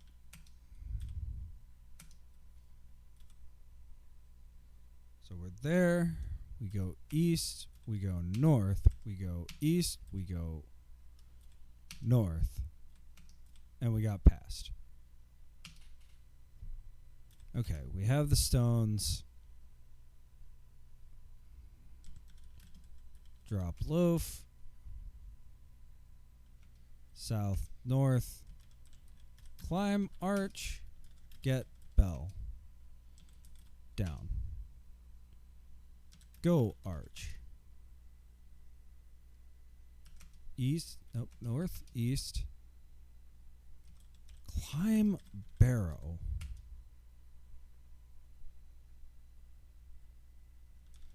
Get stool, down, west, north. Throw peg.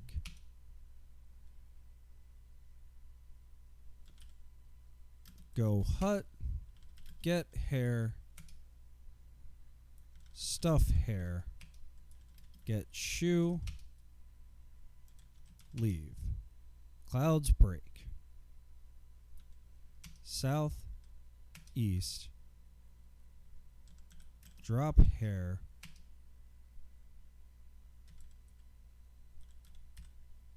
Climb barrow.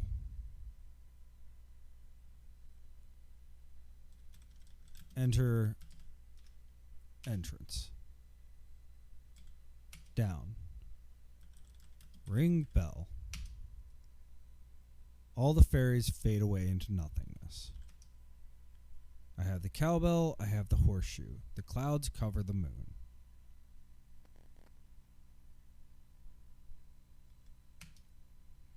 A shadowy figure runs out past me. Get book. I hear a rumbling sound. Examine doorway. Beyond the doorway, I can see a hooded figure holding a page from the book. Throw horseshoe. The iron shoe hits the fairy, causing both to disappear. Enter entrance. Enter door. Get fiddle.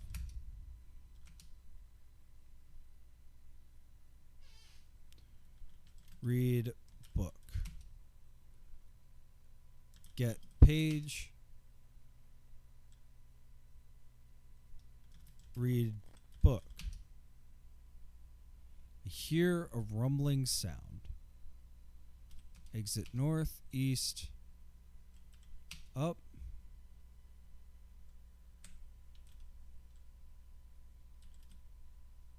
Examine. Oh, just like go exit. Go entrance. Like what is that rumbling sound? What are we supposed to be getting out of this? Because I want to get to the dang end.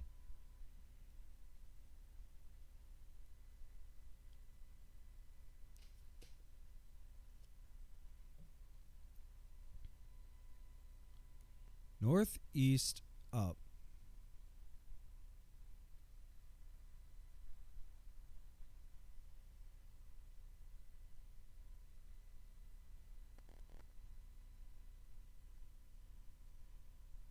Go exit.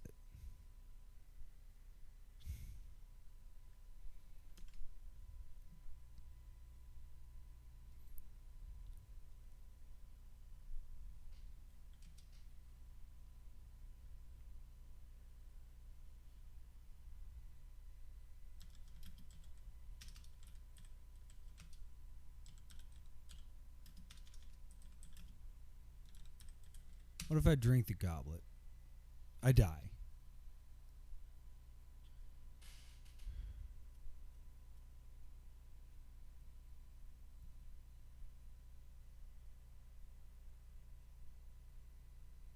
I want to get to the end of this. I do.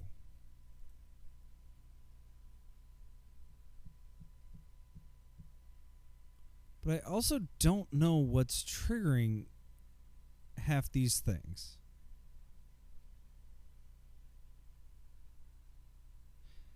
And I think that's a good way to end this. Like, as much as I want to finish this and actually win it, I've died so many different ways. And maybe I'll just come back to it another day. Again, like, I think what's most frustrating, like, I've played some games where I'm just like, nah, this is dumb. I'm done. Or like, this is just like too early or not well designed enough or something. This is like right on the verge. Like, I'm looking at these maps and there's multiple maps and they do weird things. There's good ideas here. There's a lot of things that I really, really, really like. The settings are amazing. And like evocative and make you want to power through. But that being said,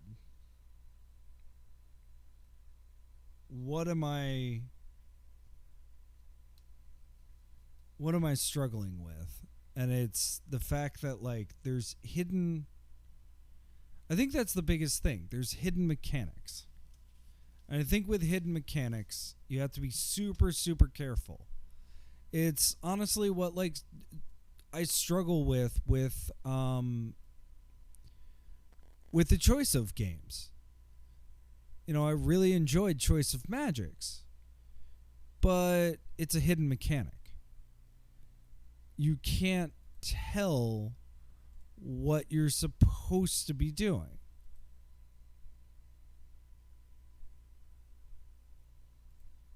And so, yeah. I think I'm going to cut my losses. I did beat one of them, and it made me want more. So maybe this is a project.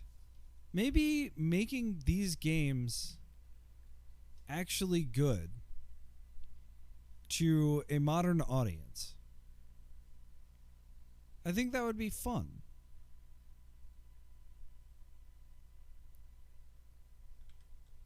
So I'm going to ruminate on that.